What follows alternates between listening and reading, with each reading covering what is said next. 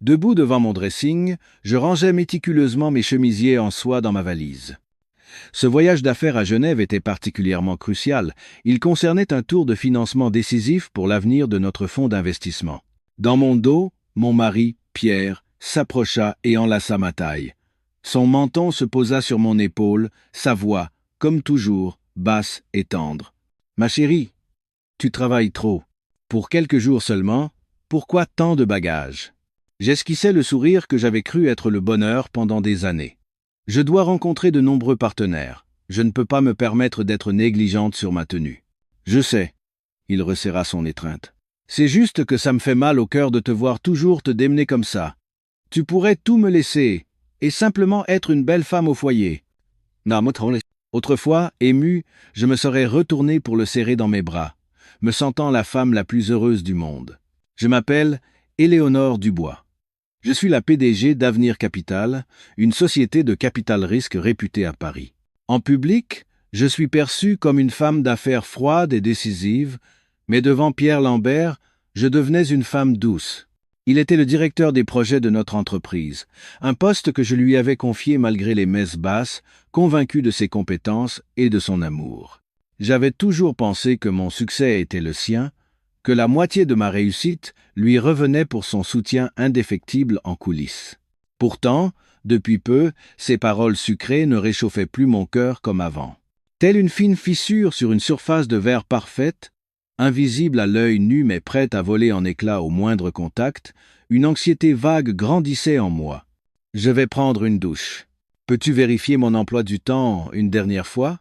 Je me dégageai doucement de ses bras, pris mon pyjama et entrai dans la salle de bain. Plongé dans l'eau chaude de la baignoire, j'essayais de chasser la fatigue et cette angoisse sans nom qui s'insinuait dans mon esprit. C'est sûrement le stress du travail qui me fait penser à des bêtises. Pierre m'aime tant. Comment pourrait-il y avoir un problème? Quand je sortis de la salle de bain, Pierre n'était pas dans la chambre. J'imaginais qu'il était dans le bureau attenant. Je me dirigeai vers la table de chevet pour consulter les nouvelles avant de dormir. Juste à côté de mon téléphone, l'écran de celui de Pierre s'alluma vivement, signalant un nouveau message. Je n'avais pas l'habitude de fouiner dans le téléphone de mon mari, mais la ligne de message visible sur l'écran de verrouillage me figea sur place. L'expéditrice était Manon Girard. Le message n'était qu'à moitié visible. « Pierre, j'ai très mal au ventre. J'ai peur. Manon Girard. » Mon cœur s'arrêta. Je me souvins. La stagiaire à l'image pure et innocente que Pierre avait recommandée, ne tarissant pas d'éloges à son sujet. Il m'avait dit qu'elle venait seule de province à Paris, qu'elle vivait difficilement mais qu'elle était très sérieuse et ambitieuse. C'était même moi qui avais validé sa prime de fin d'année grâce au rapport élogieux qu'il avait rédigé. Mal au ventre et peur?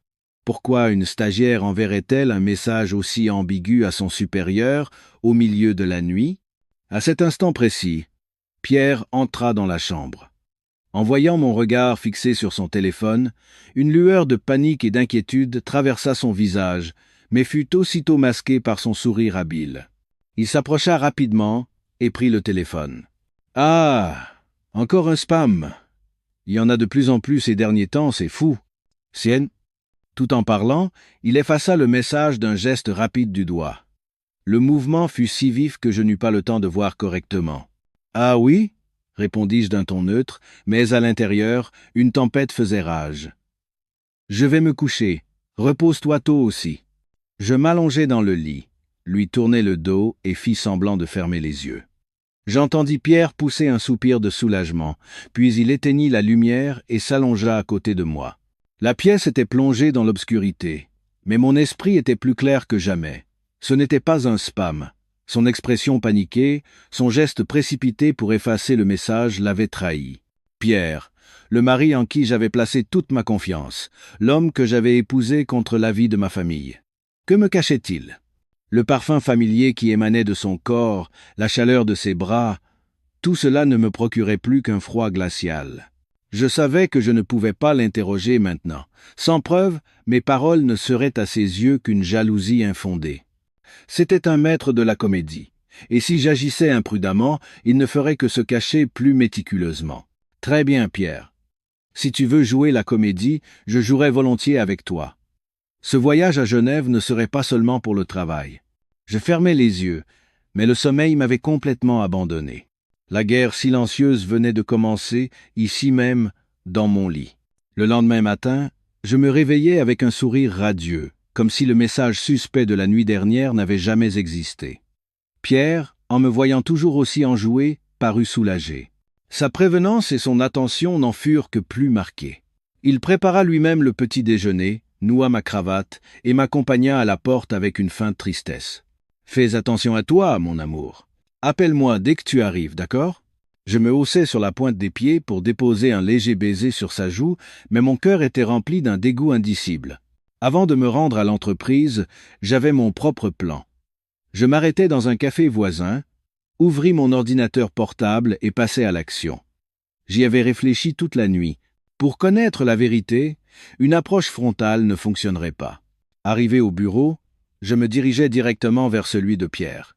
Il était en train d'examiner des dossiers et fut surpris de me voir. « Éléonore, qu'est-ce que tu fais là? Je pensais que tu allais directement à l'aéroport. » Je m'approchai de lui avec un sourire et dis d'un ton enjoué, à la fois sérieux et badin. « J'ai oublié quelque chose. Ma carte de crédit principale a quelques soucis de plafond ces derniers temps. À Genève, j'aurai beaucoup de frais de représentation pour les partenaires. Juste par sécurité, pourrais-tu me prêter ta carte ? » C'était une demande parfaitement normale entre époux, surtout dans une situation exigeant des dépenses importantes et de la flexibilité. Pierre hésita un instant, mais, voyant mon expression confiante, il ne put refuser. Un refus aurait été encore plus suspect. « Bien sûr, ma chérie. Ce qui est à moi est à toi. » Il sortit joyeusement son portefeuille et me tendit sa carte de crédit Platinum. En tenant cette carte, j'eus l'impression de détenir la clé d'un terrible secret. Je le remerciai et lui dis que je devais filer à l'aéroport. Mais je n'allais nulle part. Je retournai dans mon propre bureau et fermai la porte à clé. La première chose que je fis fut d'appeler le service client VIP de la banque et de demander à réinitialiser l'accès à la banque en ligne en utilisant les informations de la carte. En tant que cliente VIP de longue date, ma demande fut traitée rapidement. 5 minutes plus tard, je réussis à me connecter. Je pris une profonde inspiration et, les mains tremblantes, cliquai sur l'historique des transactions. Une longue liste apparut à l'écran. Je la parcourus patiemment, ligne par ligne. Les dépenses quotidiennes comme les restaurants, le shopping, l'essence n'avaient rien d'anormal. Mais mon regard s'arrêta sur les transactions des 3 derniers mois. Des dizaines de reçus de Le Berceau d'Or, la chaîne de puériculture de luxe la plus prestigieuse de Paris. Vêtements pour nouveau-nés, les maternisés importés, poussettes, berceaux. Le total s'élevait à des dizaines de milliers d'euros. Mon cœur se serra comme si quelqu'un l'écrasait. Mais ce n'était pas tout. Ensuite, des paiements mensuels réguliers à l'hôpital américain de Paris à Neuilly, une maternité privée de luxe. Et enfin, le coup de grâce. Un montant exorbitant payé la semaine dernière. Le libellé était limpide. Forfait accouchement VIP Manon Girard. Manon Girard. Ce nom transperça mon cœur comme un poignard. Le message de la nuit dernière, « J'ai mal au ventre », n'était donc pas un mensonge. C'étaient les contractions. Pierre, l'homme que j'avais tant aimé, avait utilisé notre argent pour prendre soin de sa maîtresse depuis le début de sa grossesse jusqu'au jour de son accouchement. Cette effronterie et cette impudence dépassaient mon imagination.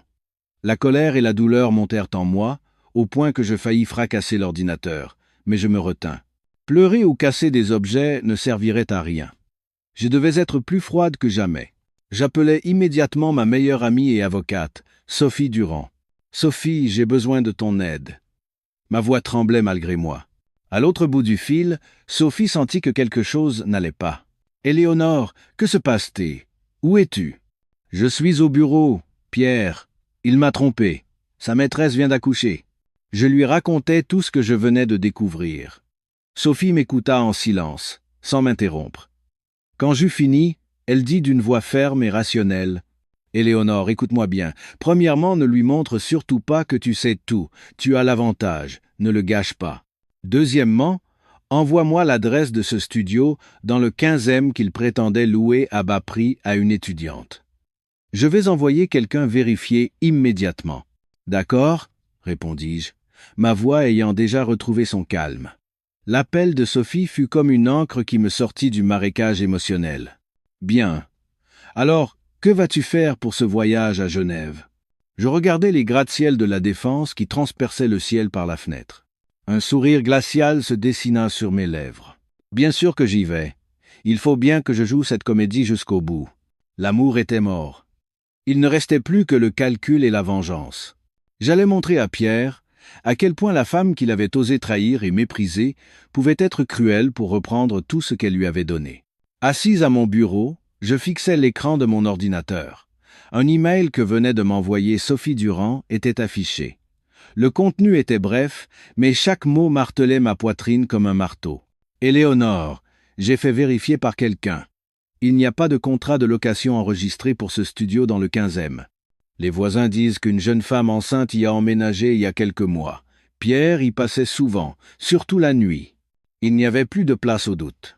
L'histoire qu'il avait inventée sur la location à bas prix à une étudiante pauvre n'était qu'une farce maladroite pour me bander les yeux et faire de notre argent le nid douillet de sa maîtresse. À quel point me croyait-il stupide? Je pris une profonde inspiration. L'air froid emplit mes poumons et me calma. Les larmes ne venaient pas. La douleur fut rapidement remplacée par la colère et la détermination. Il était temps pour moi d'agir. Je ne pouvais pas laisser ces deux individus sans scrupules continuer à vivre confortablement sur le fruit de mes efforts et de mes sacrifices. Je rappelai Sophie. « Sophie, merci. C'est exactement ce que je pensais. Quel est le plan suivant ?» La voix de Sophie était empreinte d'inquiétude. « Éléonore, ne fais rien de stupide. Pense d'abord à toi. Tu m'entends ? Je ne vais ni faire de scandale, ni aller la gripper par les cheveux, répondis-je d'une voix glaciale. Je veux les prendre sur le fait. Je veux qu'il n'ait même plus la possibilité de trouver une excuse. J'expliquai mon plan à Sophie. Elle resta silencieuse un long moment, puis soupira. D'accord, je vais te trouver des gens, mais promets-moi, quelle que soit la scène que tu verras, tu devras garder ton sang-froid. Notre objectif est de rassembler des preuves pour qu'il paie le prix devant la justice. Compris? Compris. Je n'ai jamais eu l'esprit aussi clair. C'est. Après avoir raccroché, je commençai à tout réorganiser. Cette comédie de voyage d'affaires, je devais la jouer à la perfection. À l'heure du déjeuner, Pierre m'appela. Sa voix était toujours aussi douce que le miel. « Ma chérie, tu as déjeuné? Ne saute pas de repas, mange bien. »« Je suis en train de déjeuner avec un partenaire. » mentis-je sans ciller. « Ah, Pierre, mon vol a été retardé à l'après-midi. Je ne pourrai décoller que vers 6 heures. Ce sera difficile de passer à la maison pour le déjeuner. » Je lui dis cela intentionnellement pour lui donner suffisamment de temps pour agir. Si je partais tôt, il pourrait être sur ses gardes, au cas où. Mais si je partais tard, il penserait avoir tout l'après-midi pour s'occuper de ses affaires importantes. Oh, c'est dommage, je voulais venir te chercher pour qu'on mange ensemble. Sa voix était empreinte d'une fausse déception. D'accord. Alors, occupe-toi de ton travail. Je viendrai te chercher à l'aéroport dans l'après-midi. D'accord, mon chéri. Je raccrochais et ricanais. Son talent d'acteur s'améliorait de jour en jour. Mais peu importe. Plus la pièce était parfaite, plus la chute serait douloureuse lorsque le rideau tomberait. Le reste de l'après-midi, je ne fis rien. Je restais simplement assise en silence dans mon bureau, planifiant les prochaines étapes. Je passais en revue tous nos biens communs et personnels, les contrats d'assurance, les portefeuilles d'investissement. Quand cette guerre serait terminée, Pierre ne devait pas emporter un seul centime de moi. Puisqu'il voulait jouer sale, il ne pourrait pas me reprocher d'être impitoyable. Vers 15 heures, je pris la valise que j'avais préparée à l'avance et quittai l'entreprise. Je ne rentrai pas chez moi, mais me rendis directement dans un café près de l'aéroport, m'assis dans un coin discret et attendis. J'attendais le moment décisif. Le moment où le rideau de cette fausse comédie se lèverait. À 15h30 précise, l'audi familière de Pierre s'arrêta devant le café. Il était toujours impeccablement vêtu d'un costume, son expression affectueuse et attentionnée. Il m'ouvrit la portière et prit ma valise de mes mains. Chaque geste était celui d'un parfait gentleman. « Tu as attendu longtemps ?»« Non, je viens juste d'arriver. » Je lui offris le sourire que j'avais répété toute l'après-midi devant un miroir. Sur la route de l'aéroport Charles de Gaulle, il ne cessa de me faire des recommandations. « Prends bien soin de toi là-bas, ne te surmène pas. S'il y a quoi que ce soit, appelle-moi tout de suite. Ne garde pas tout pour toi. » Je posai ma tête sur son épaule et hochai docilement la tête. D'accord. Mon cœur était de glace. Est-ce qu'il disait aussi ces mots tendres à Manon? Lui murmurait-il aussi ces douces paroles quand elle portait son enfant? Plus j'y pensais, plus j'étais dégoûté. Dégoûté de lui, et dégoûté de moi-même pour avoir été trompé par cette mascarade pendant des années. La voiture s'arrêta au terminal des départs, et Pierre sortit la valise du coffre pour m'accompagner à l'intérieur. Il me suivit jusqu'à la zone des contrôles de sécurité, comme pour s'assurer que je partais vraiment. Devant la zone d'embarquement, il m'attira dans ses bras. C'était une étreinte longue et serrée. « Tu vas me manquer » me chuchota-t-il à l'oreille. Je fermai les yeux, réprimant la haine qui bouillonnait en moi. Je répondis à son étreinte, ma voix intentionnellement étranglée. « Toi aussi. Prends bien soin de toi, tout seul à la maison. »« D'accord, ma sotte. » Il sourit légèrement, me relâcha et me poussa doucement en avant. « Allez, vas-y. Il est temps. » Oh là! Je me retournai, tirant ma valise. Je n'osais pas me retourner. Si je croisais son regard ne serait-ce qu'une seconde de plus, j'avais peur de tout faire exploser ici même. Je me dirigeai directement vers la zone d'embarquement et me fondis dans la foule. Je sentais le regard de Pierre toujours fixé sur mon dos. Je fis un tour près des comptoirs d'enregistrement, puis je m'éclipsai rapidement dans les toilettes. Devant le miroir, je regardais mon visage. Mes yeux étaient rouges, mais pas de tristesse, de rage. Je pris une profonde inspiration et retrouvai mon calme. 5 minutes plus tard, je sortis, mais ne me dirigeai pas vers le contrôle de sécurité. Je suivis un autre couloir et descendis au niveau des arrivées. Tout se déroulait comme prévu. Je sortis mon téléphone et appelai Sophie. « Je suis en route. Est-ce que tes hommes ont commencé à suivre sa voiture? » « Oui. » La voix de Sophie était ferme et fiable. « Il vient de quitter l'aéroport et se dirige vers le 16e arrondissement. »« Parfait. Suivez-le de près. »« J'arrive tout de suite. » Je raccrochai, sortis et hélai un taxi.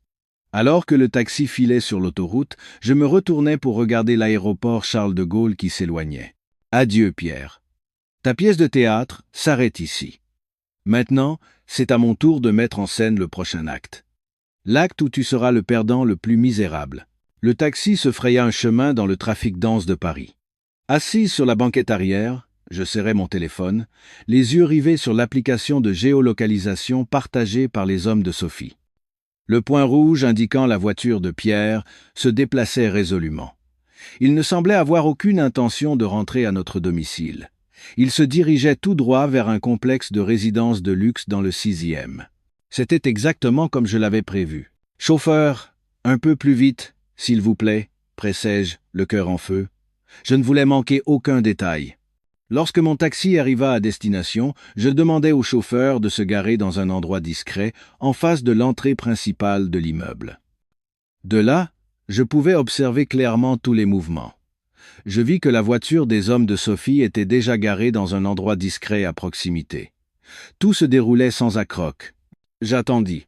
Chaque seconde semblait durer un siècle. Je ne savais pas ce que j'attendais, ou plutôt ce que je redoutais d'affronter. Même si je m'y étais préparé, au moment où la vérité allait se dévoiler sous mes yeux, mon cœur ne cessait de battre la chamade. C'était la douleur de la trahison, une douleur sourde et tenace.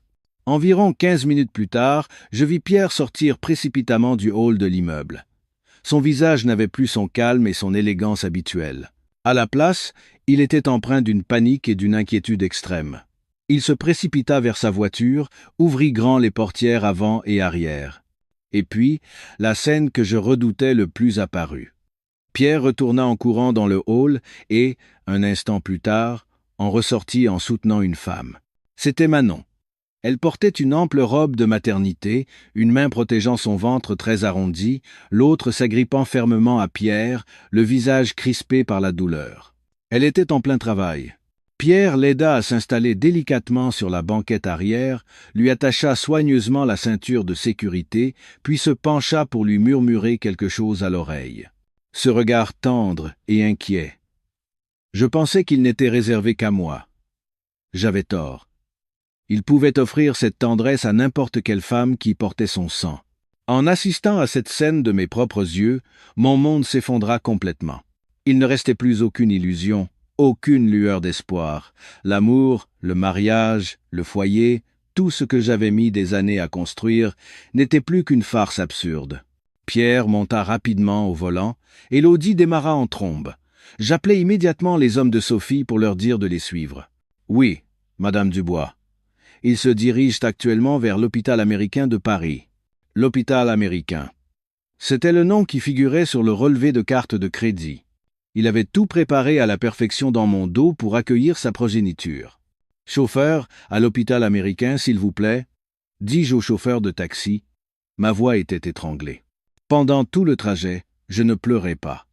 Les larmes semblaient s'être taries, ne laissant qu'un vide et une haine qui me glaçaient jusqu'aux os. Je lui avais donné une chance. Je m'étais menti à moi-même en pensant que c'était peu, être un malentendu. Mais non, tout était vrai. Une vérité nue et cruelle. Mon mari, l'homme que j'avais aimé de tout mon cœur, juste après m'avoir envoyé en voyage d'affaires, emmenait sa maîtresse à coucher. « Pierre, tu es vraiment incroyable. Tu as réussi à faire de moi l'idiote la plus pitoyable de ce monde. Mais tu as oublié une chose. C'est que cet idiote, une fois sorti de son rêve, devient plus redoutable que tout ce que tu peux imaginer. » L'hôpital américain de Paris était l'un des établissements privés les plus chers de la capitale. Il n'était pas bruyant et bondé comme un hôpital public, mais calme et luxueux comme un hôtel 5 étoiles. Pierre l'avait choisi pour offrir les meilleurs soins à Manon et à leur enfant, et pour échapper aux regards indiscrets.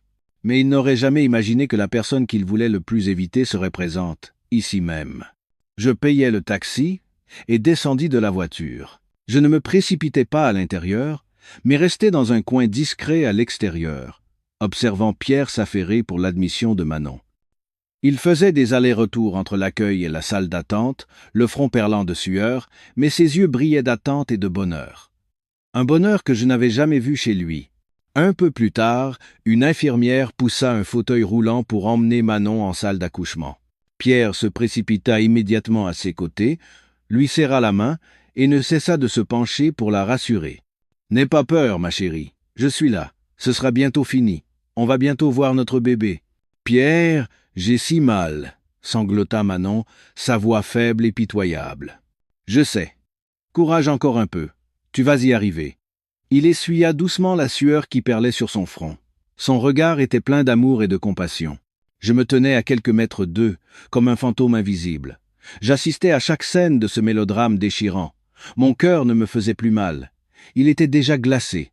Voilà donc le vrai visage de Pierre quand il aimait quelqu'un. Pour moi, il n'y avait probablement eu que de l'utilisation et du calcul, du début à la fin. Je pris une profonde inspiration, rajustai ma tenue et sortis lentement de l'ombre. Je ne dis rien, me contentant de croiser les bras et de les toiser tous les deux d'un regard glacial. Le premier à me voir fut Pierre. Lorsqu'il leva la tête et croisa mon regard, le sourire sur ses lèvres se figea instantanément.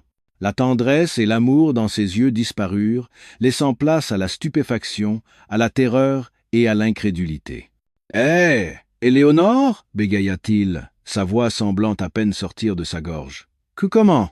Qu'est-ce que tu fais là? Tu ne devrais pas être dans l'avion ?» Son visage devint blanc comme un linge, ses yeux me fixaient comme s'il avait vu un fantôme. Manon, voyant la réaction de Pierre, tourna également la tête. En me voyant, elle se raidit, semblant même oublier sa douleur un instant. L'expression faible et pitoyable sur son visage fut remplacée par la peur et la culpabilité. Je soulevai légèrement les coins de mes lèvres pour former un vague sourire, mais ce sourire était aussi tranchant qu'une lame de rasoir. « Pourquoi ?» dis-je.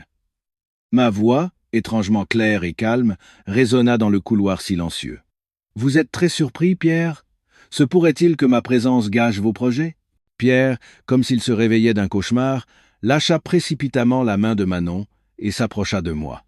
Son expression était extrêmement confuse. « Éléonore, écoute-moi. Ce n'est pas ce que tu penses. C'est. » Il cherchait une excuse, mais sous mon regard perçant, toutes ses paroles semblaient vaines.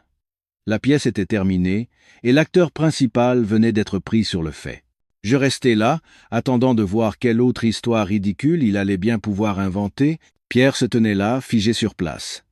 Son visage, déjà blanc, vira au bleu, une vision pathétique.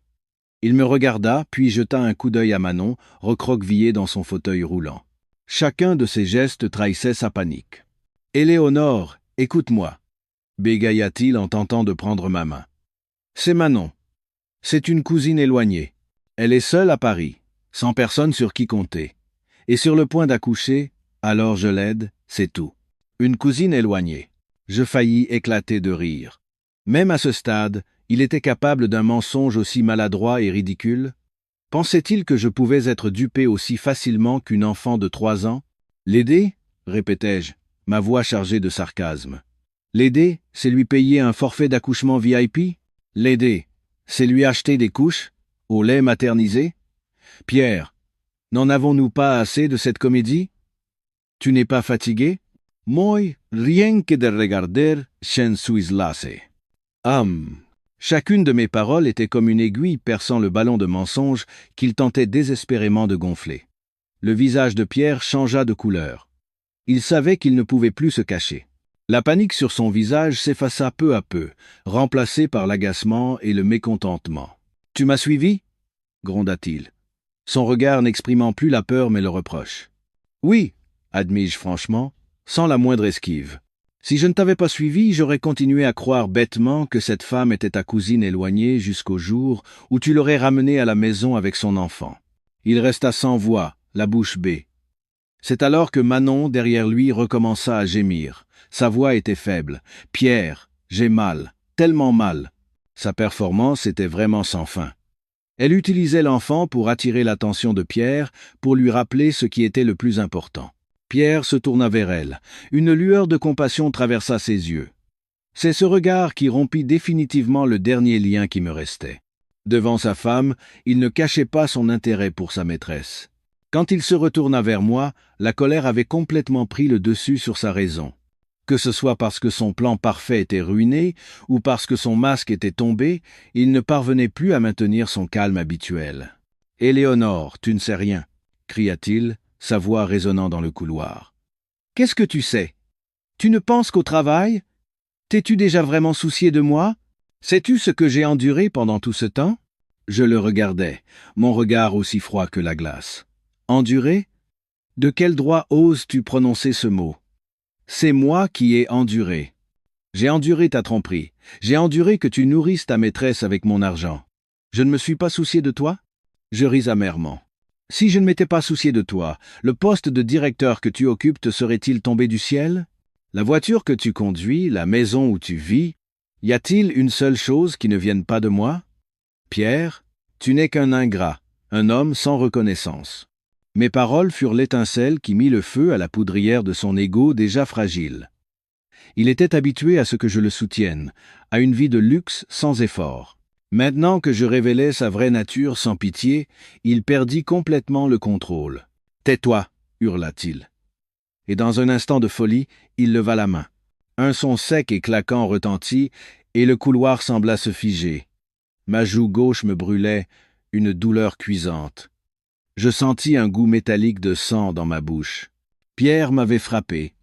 L'homme que j'avais autrefois aimé de tout mon cœur, celui pour qui j'avais tout risqué, venait de lever la main sur moi, en public, devant sa maîtresse. Je ne pleurais pas, ne criais pas.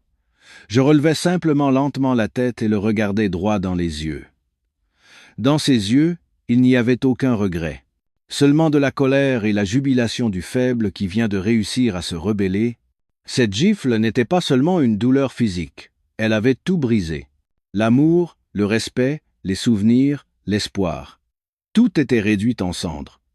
À partir de cet instant, entre Pierre et moi, il ne restait plus que la haine. L'air autour de nous semblait s'être figé après la gifle de Pierre. Même Manon avait cessé de gémir, regardant la scène les yeux ronds. Elle n'avait probablement pas imaginé que Pierre oserait lever la main sur moi. Ma joue me brûlait, mais la douleur physique n'était rien comparée au froid glacial qui envahissait mon cœur. Sans vaciller, je fixai silencieusement le visage de Pierre, rougi par la colère. Ma réaction semblait le déconcerter. Il s'attendait sans doute à ce que je pleure, que je crie, que je fasse une scène comme les autres femmes, mais je n'étais pas comme elle. Je levai lentement la main. Pas pour toucher ma joue enflée, mais pour sortir mon téléphone de mon sac.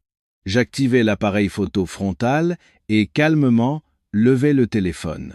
Clic, le son de l'obturateur résonna distinctement. Je pris une photo de mon visage, de la marque rouge des 5 doigts clairement imprimée sur ma peau blanche. Puis, je tournai l'appareil pour capturer la scène entière, Pierre, encore abasourdi, et Manon, assise dans le fauteuil roulant, se tenant le ventre. C'était une photo parfaite, une preuve irréfutable de la trahison et de la violence.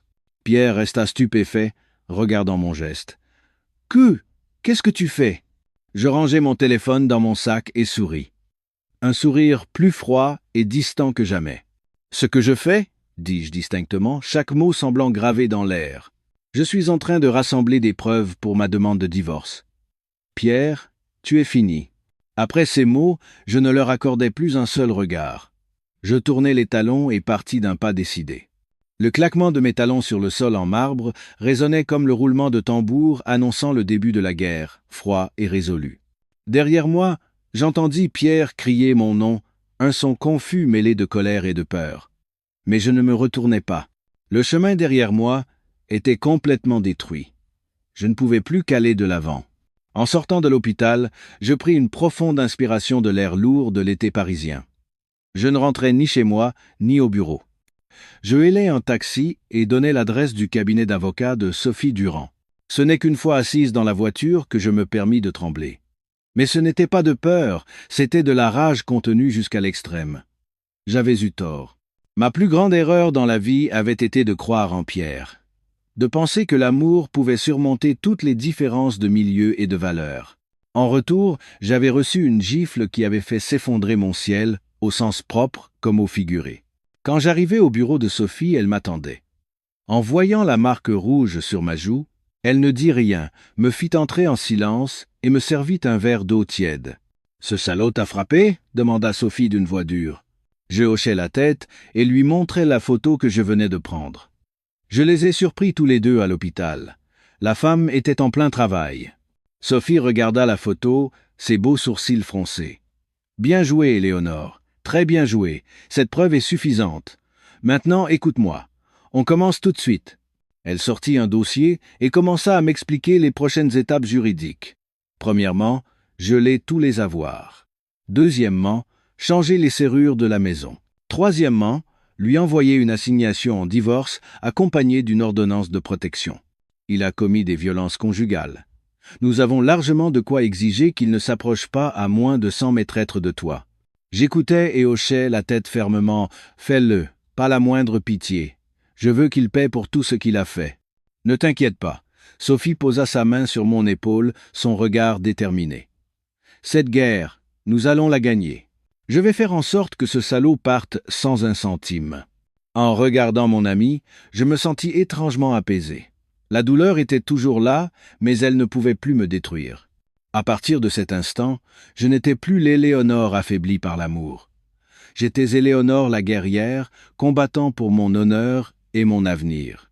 En quittant le bureau de Sophie Durand, je me sentis comme si je renaissais. La fragilité et la douleur étaient derrière moi. Il ne restait en moi que la détermination et la froideur.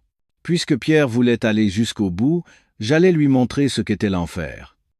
La première chose que je fis en montant dans ma voiture fut d'appeler mon assistante, Chloé Martin, une femme intelligente et absolument loyale. « Chloé, écoutez mes instructions, » dis-je d'une voix sans émotion. « Contactez immédiatement le service financier et la banque pour geler tous les comptes joints et les cartes de crédit secondaires à mon nom et à celui de Pierre Lambert. Révoquez également son accès à tous les fonds de l'entreprise. À partir de maintenant, toutes les transactions nécessiteront ma signature directe. Exécutez immédiatement. » « Oui, Madame la Présidente. » À l'autre bout du fil, Chloé obéit sans poser de questions. Elle savait qu'une fois ma décision prise, personne ne pouvait la changer. Je raccrochais et composais le numéro suivant. Cette fois, c'était le syndic de notre résidence de luxe à Neuilly-sur-Seine. « Bonjour, je suis Éléonore Dubois, propriétaire de la villa numéro 18. Je souhaite que vous envoyiez quelqu'un dans l'après-midi pour remplacer tout le système de serrurerie et mettre à jour le système de sécurité. Dorénavant, je suis la seule à avoir l'autorisation d'accès. Veuillez supprimer Monsieur Pierre Lambert de la liste des résidents. »« Oui, Madame Dubois. Votre demande est enregistrée. Le dernier appel fut pour une société de déménagement professionnel. Je souhaite utiliser votre service d'emballage et de rangement.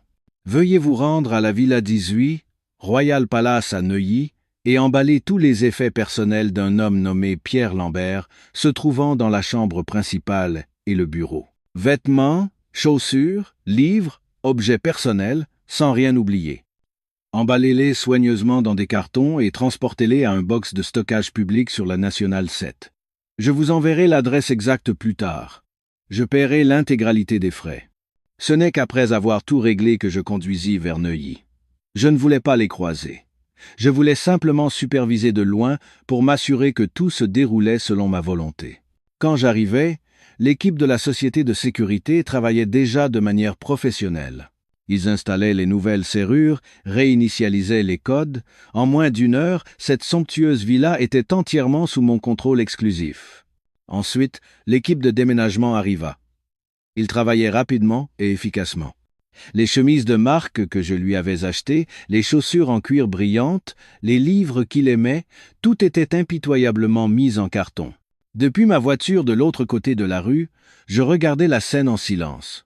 Mon cœur ne ressentait pas la moindre émotion. Ces objets avaient été autrefois des preuves de mon amour. Maintenant, ils n'étaient plus que des choses inanimées à nettoyer de ma vie. Je me souvins des vêtements et des affaires que la mère de Pierre laissait dans la chambre d'amis chaque fois qu'elle montait de sa campagne. Après une brève réflexion, je rappelai le chef d'équipe de la société de déménagement. « Monsieur, veuillez également emballer les affaires de la dame âgée, se trouvant dans la chambre d'amis du premier étage et les envoyer au box de stockage. Puisqu'il fallait nettoyer, autant le faire à fond. Je ne voulais plus rien qui soit lié à cette famille dans ma maison. » Lorsque les derniers cartons furent chargés dans le camion et qu'il partit, la villa sembla étrangement vide, mais je ressentis une immense libération, comme si j'avais déposé un lourd fardeau qui pesait sur mes épaules depuis des années. La nuit tombait. Je savais qu'à cette heure, Pierre devait être à l'hôpital, savourant la joie d'être père. Il ne se doutait absolument pas que la véritable tempête ne faisait que commencer. Une tempête que j'avais moi-même créée, qui allait balayer tout ce qu'il possédait. À l'hôpital, Pierre regardait son petit garçon qui venait de sortir de la salle d'accouchement. La colère et l'angoisse de sa confrontation avec Éléonore semblaient s'être envolées. Il ne ressentait plus qu'un bonheur et une fierté infinie. Il avait un fils, un héritier pour perpétuer son nom. Manon, épuisée par l'accouchement, affichait un sourire satisfait. Elle regarda Pierre et dit doucement « Pierre, le bébé te ressemble tellement. » « Bien sûr. » Pierre sourit et déposa un baiser sur son front. Il sera aussi intelligent et beau que son père plus tard. Alors qu'il était plongé dans ce beau rêve d'un avenir avec de l'argent et un fils, une infirmière entra avec la facture de l'hôpital. « Monsieur Lambert, veuillez régler le solde à la caisse, s'il vous plaît. »« Oui, j'y vais tout de suite, » Pierre répondit joyeusement. Il pensait intérieurement qu'Éléonore avait été bien prévenante de payer une grosse somme à l'avance. Il sortit la carte Platinum qu'Éléonore lui donnait toujours et se dirigea avec assurance vers la caisse. « Monsieur, cette carte ne passe pas, » dit l'employé après avoir essayé plusieurs fois. « Comment ça, elle ne passe pas ?» Pierre fronça les sourcils. « Réessayez. Cette carte a un plafond très élevé. »« J'ai essayé plusieurs fois. Le système indique que la carte est bloquée. »« Bloquée ?» Pierre resta stupéfait. Il sortit rapidement une autre carte, une carte secondaire également liée au compte d'Éléonore. Le résultat fut le même. Cette carte est également bloquée. Un mauvais pressentiment envahit l'esprit de Pierre. Il ouvrit précipitamment l'application de sa banque sur son téléphone, mais ne put se connecter. Le système l'informa que son compte était désactivé. C'est à ce moment que sa mère, arrivée en urgence de la campagne, fit son apparition. En voyant son petit-fils, elle ne put s'empêcher de s'extasier. « Oh, mon petit-fils qui va perpétuer notre nom! C'est le portrait craché de son père. » Mais la joie fut de courte durée. Pierre dut lui annoncer qu'il était devenu un homme sans le sou. En entendant cela, sa mère faillit s'évanouir et se mit à injurier Éléonore. « Cette garce, cette poule stérile qui est pleine de jalousie. » N'ayant pas d'autre choix, Pierre régla à peine les frais d'hôpital avec les maigres économies de sa mère. Il décida de ramener Manon et son fils directement à la villa de Neuilly. Il pensait que, quelle que soit la colère d'Éléonore, c'était toujours leur maison et qu'elle ne pourrait pas le chasser. De plus, il pensait qu'elle s'adoucirait en voyant un si beau bébé. Mais lorsque le taxi transportant les 3 personnes et tous leurs bagages arriva devant le portail du Royal Palace, Pierre fut confronté à un autre choc. Le gardien de sécurité arrêta la voiture. « Désolé, monsieur Lambert. Vous n'êtes plus résident de cet appartement. Vous ne pouvez pas entrer. »« Qu'est-ce que vous racontez » cria Pierre, furieux. « Je suis le mari de madame Éléonore Dubois, propriétaire de la Villa 18. »« Désolé. Madame Dubois a demandé votre suppression de la liste des résidents. Nous ne faisons qu'appliquer le règlement. » Pierre n'en croyait pas ses oreilles. Il sortit de la voiture, courut vers le portail de la villa et se mit à sonner frénétiquement en criant le nom d'Éléonore. Mais seul un silence glacial lui répondit. Il essaya d'ouvrir la porte avec son empreinte digitale, mais le système signala une erreur. La serrure avait déjà été changée. Sa mère, dans le taxi, tenait son petit-fils en pleurant et en jurant. Manon, épuisée et souffrant de sa césarienne, restait silencieuse avec une expression de déception. Alors que Pierre atteignait le comble de l'impuissance et de la rage, son téléphone sonna. C'était un message d'Éléonore. Il l'ouvrit précipitamment, espérant qu'elle s'était calmée. Mais le contenu du message était une phrase glaciale, sans la moindre émotion. « Toutes tes affaires et celles de ta mère ont été déplacées au box de stockage public, A234 sur la Nationale 7. J'ai payé le 1er mois de location. Pour le reste, débrouille-toi. Ne te montre plus jamais devant moi. » Pierre serra son téléphone. Son corps entier tremblait de rage. Il avait été littéralement mis à la porte. Sans un sou, sans maison, avec pour seule compagnie une vieille mère geignarde, une maîtresse fraîchement accouchée et un nouveau-né qui pleurait. Du sommet de la gloire et du bonheur, en une seule après-midi, il était tombé au plus bas. Et celle qu'il avait poussée dans le vide n'était autre que l'épouse qu'il avait si brutalement trahie. Après avoir été chassé de la résidence, Pierre, les dents serrées, trouva un petit studio humide en banlieue. L'odeur de moisi et l'espace exigu étaient une torture pour lui qui était habitué à une vie de luxe. Sa mère, madame Lambert, arrivée en urgence de la campagne, en voyant cette scène, se mit à pleurer et à jurer contre cette garce. Comment osait-elle faire ça à mon fils et à mon petit-fils, l'héritier de notre famille? Pierre, tu ne peux pas rester sans rien faire. Il faut que tu ailles à l'entreprise et que tu réclames tes droits. Poussé par les encouragements de sa mère, et avec une rage et un désespoir croissants, Pierre décida de régler ses comptes. Il était convaincu qu'Éléonore ne pouvait pas être aussi impitoyable. Elle était juste en colère, pensait-il, et s'il allait faire du bruit et mettre la pression, elle finirait par céder. Le lendemain, Pierre et sa mère se rendirent à l'immeuble de bureau d'Avenir Capital. Comme il avait encore son badge d'employé, il passa facilement le portique de sécurité. Ils se dirigèrent directement au 38e étage où se trouvait mon bureau. Toute l'entreprise fut choquée par l'apparence de Pierre. Il n'était plus le directeur des projets élégant et confiant. Il n'était qu'un homme négligé, la barbe mal rasée, les vêtements froissés. À ses côtés se tenait une femme d'âge moyen, habillée sans goût, avec une expression féroce. « Où est Éléonore Dubois? Qu'elle sorte immédiatement !» cria madame Lambert à la réception, sans se soucier des regards alentours. La réceptionniste, effrayée, appela en urgence mon assistante. Chloé se précipita pour leur barrer la route. « Monsieur le directeur, madame. Madame la présidente est en réunion importante et ne peut pas vous recevoir. Veuillez laisser un message. »« Quelle réunion ?» Madame Lambert bouscula Chloé et se dirigea vers mon bureau. Une femme stérile, quelle réunion peut-elle bien avoir? Elle essaie juste d'éviter ses responsabilités en faisant semblant d'être occupée. Tu penses pouvoir te cacher toute ta vie? Ces injures vicieuses résonnèrent dans tout l'étage. Des employés d'autres départements sortirent la tête de leur bureau, curieux. Pierre, loin de retenir sa mère, se tenait derrière elle, l'air satisfait, comme s'il voulait m'humilier de cette façon. La porte de mon bureau s'ouvrit brusquement, mais ce n'est pas moi qui sortis, mais 2 grands agents de sécurité. « Messieurs, dames, veuillez sortir. C'est un espace de travail, pas un endroit pour faire du scandale, » dit froidement l'un des agents. « Vous osez me chasser ?» Madame Lambert le foudroya du regard. « Vous savez qui je suis? Je suis la belle-mère d'Éléonore Dubois. Qui vous êtes ne nous intéresse pas. » Madame la Présidente a donné des instructions. Toute personne non autorisée faisant du bruit doit être escortée dehors. Sur ce, les agents de sécurité s'approchèrent pour les faire sortir. C'est alors que Pierre cria d'une voix furieuse. « Éléonore, sors! Qu'est-ce que tu fais, caché là dedans? Tu peux faire ça à ton mari et à ta belle-mère? Tu n'as pas de cœur ?» Il tentait d'attirer la sympathie des gens, mais de mon bureau ne sortit que le silence. À ce moment, un homme en costume s'approcha. C'était un avocat du cabinet de Sophie Durand. Il tendit calmement un dossier à Pierre. « Monsieur Lambert, je suis le représentant légal de Madame Éléonore Dubois. Ceci est une assignation en divorce, accompagnée des preuves de votre adultère et de vos violences conjugales. Et ceci est une ordonnance de protection du tribunal. À partir de cet instant, si vous vous approchez à moins de 100 mètres de Madame Dubois, la police sera immédiatement prévenue. » Comment? Pierre resta stupéfait, regardant le dossier dans ses mains. Assignation en divorce, preuve d'adultère, violence, ordonnance de protection.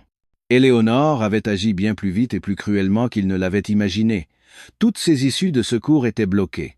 Madame Lambert, qui ne comprenait rien, voyant son fils ainsi, devint encore plus hystérique. « Quel divorce?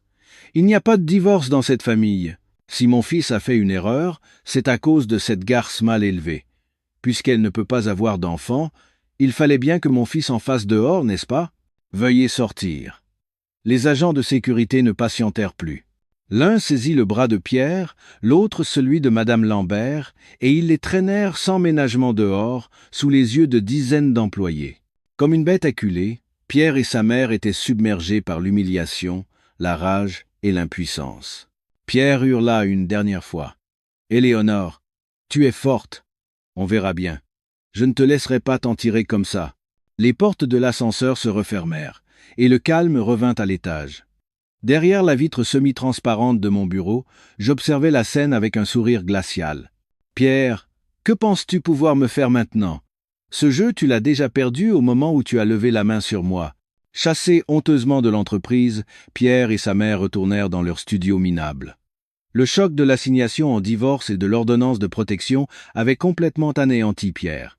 Il s'assit sur le lit grinçant, se prenant la tête entre les mains. Tout était si rapide, si cruel. Il avait sous-estimé Éléonore. Elle n'était pas le chaton docile qu'il pouvait manipuler à sa guise. Une fois en colère, elle était une tigresse qui mordait sa proie sans pitié. Madame Lambert, après avoir juré pendant un long moment, se mit à pleurer. « Oh, mon pauvre sort! J'ai envoyé mon fils à l'université, je pensais qu'il avait réussi, et voilà où nous en sommes. Cette garce a décidé de détruire notre famille. » Pierre ne disait rien. Son esprit était en ébullition. Pas d'argent, pas de maison. Et maintenant, probablement plus de travail. Éléonore avait tout bloqué, il était littéralement sans le sou. Que faire maintenant? Retourner à la campagne? Il ne pouvait pas. Lui, qui avait été un brillant directeur de projet, ne pouvait accepter de retourner dans son village en tant que raté, devenant la risée de tout le monde. Au moment de son désespoir, des pleurs de bébé se firent entendre de la pièce voisine. Manon calmait difficilement l'enfant. Ses pleurs furent comme une lueur dans l'esprit de Pierre. C'est vrai, il lui restait une dernière arme. Une arme qu'Éléonore ne pourrait jamais avoir, un fils. Il se leva d'un bond et se dirigea vers la chambre de Manon. En voyant le petit être rouge dans les bras de sa mère, un immense espoir naquit en lui. « Maman, arrête de pleurer !» dit-il d'une voix ferme à sa mère. « Nous n'avons pas encore perdu, nous l'avons, lui. » Il désigna le bébé. Madame Lambert, les yeux remplis de larmes, regarda son petit-fils et sembla comprendre quelque chose. « C'est vrai, c'est vrai. Nous avons notre petit-fils pour perpétuer notre nom.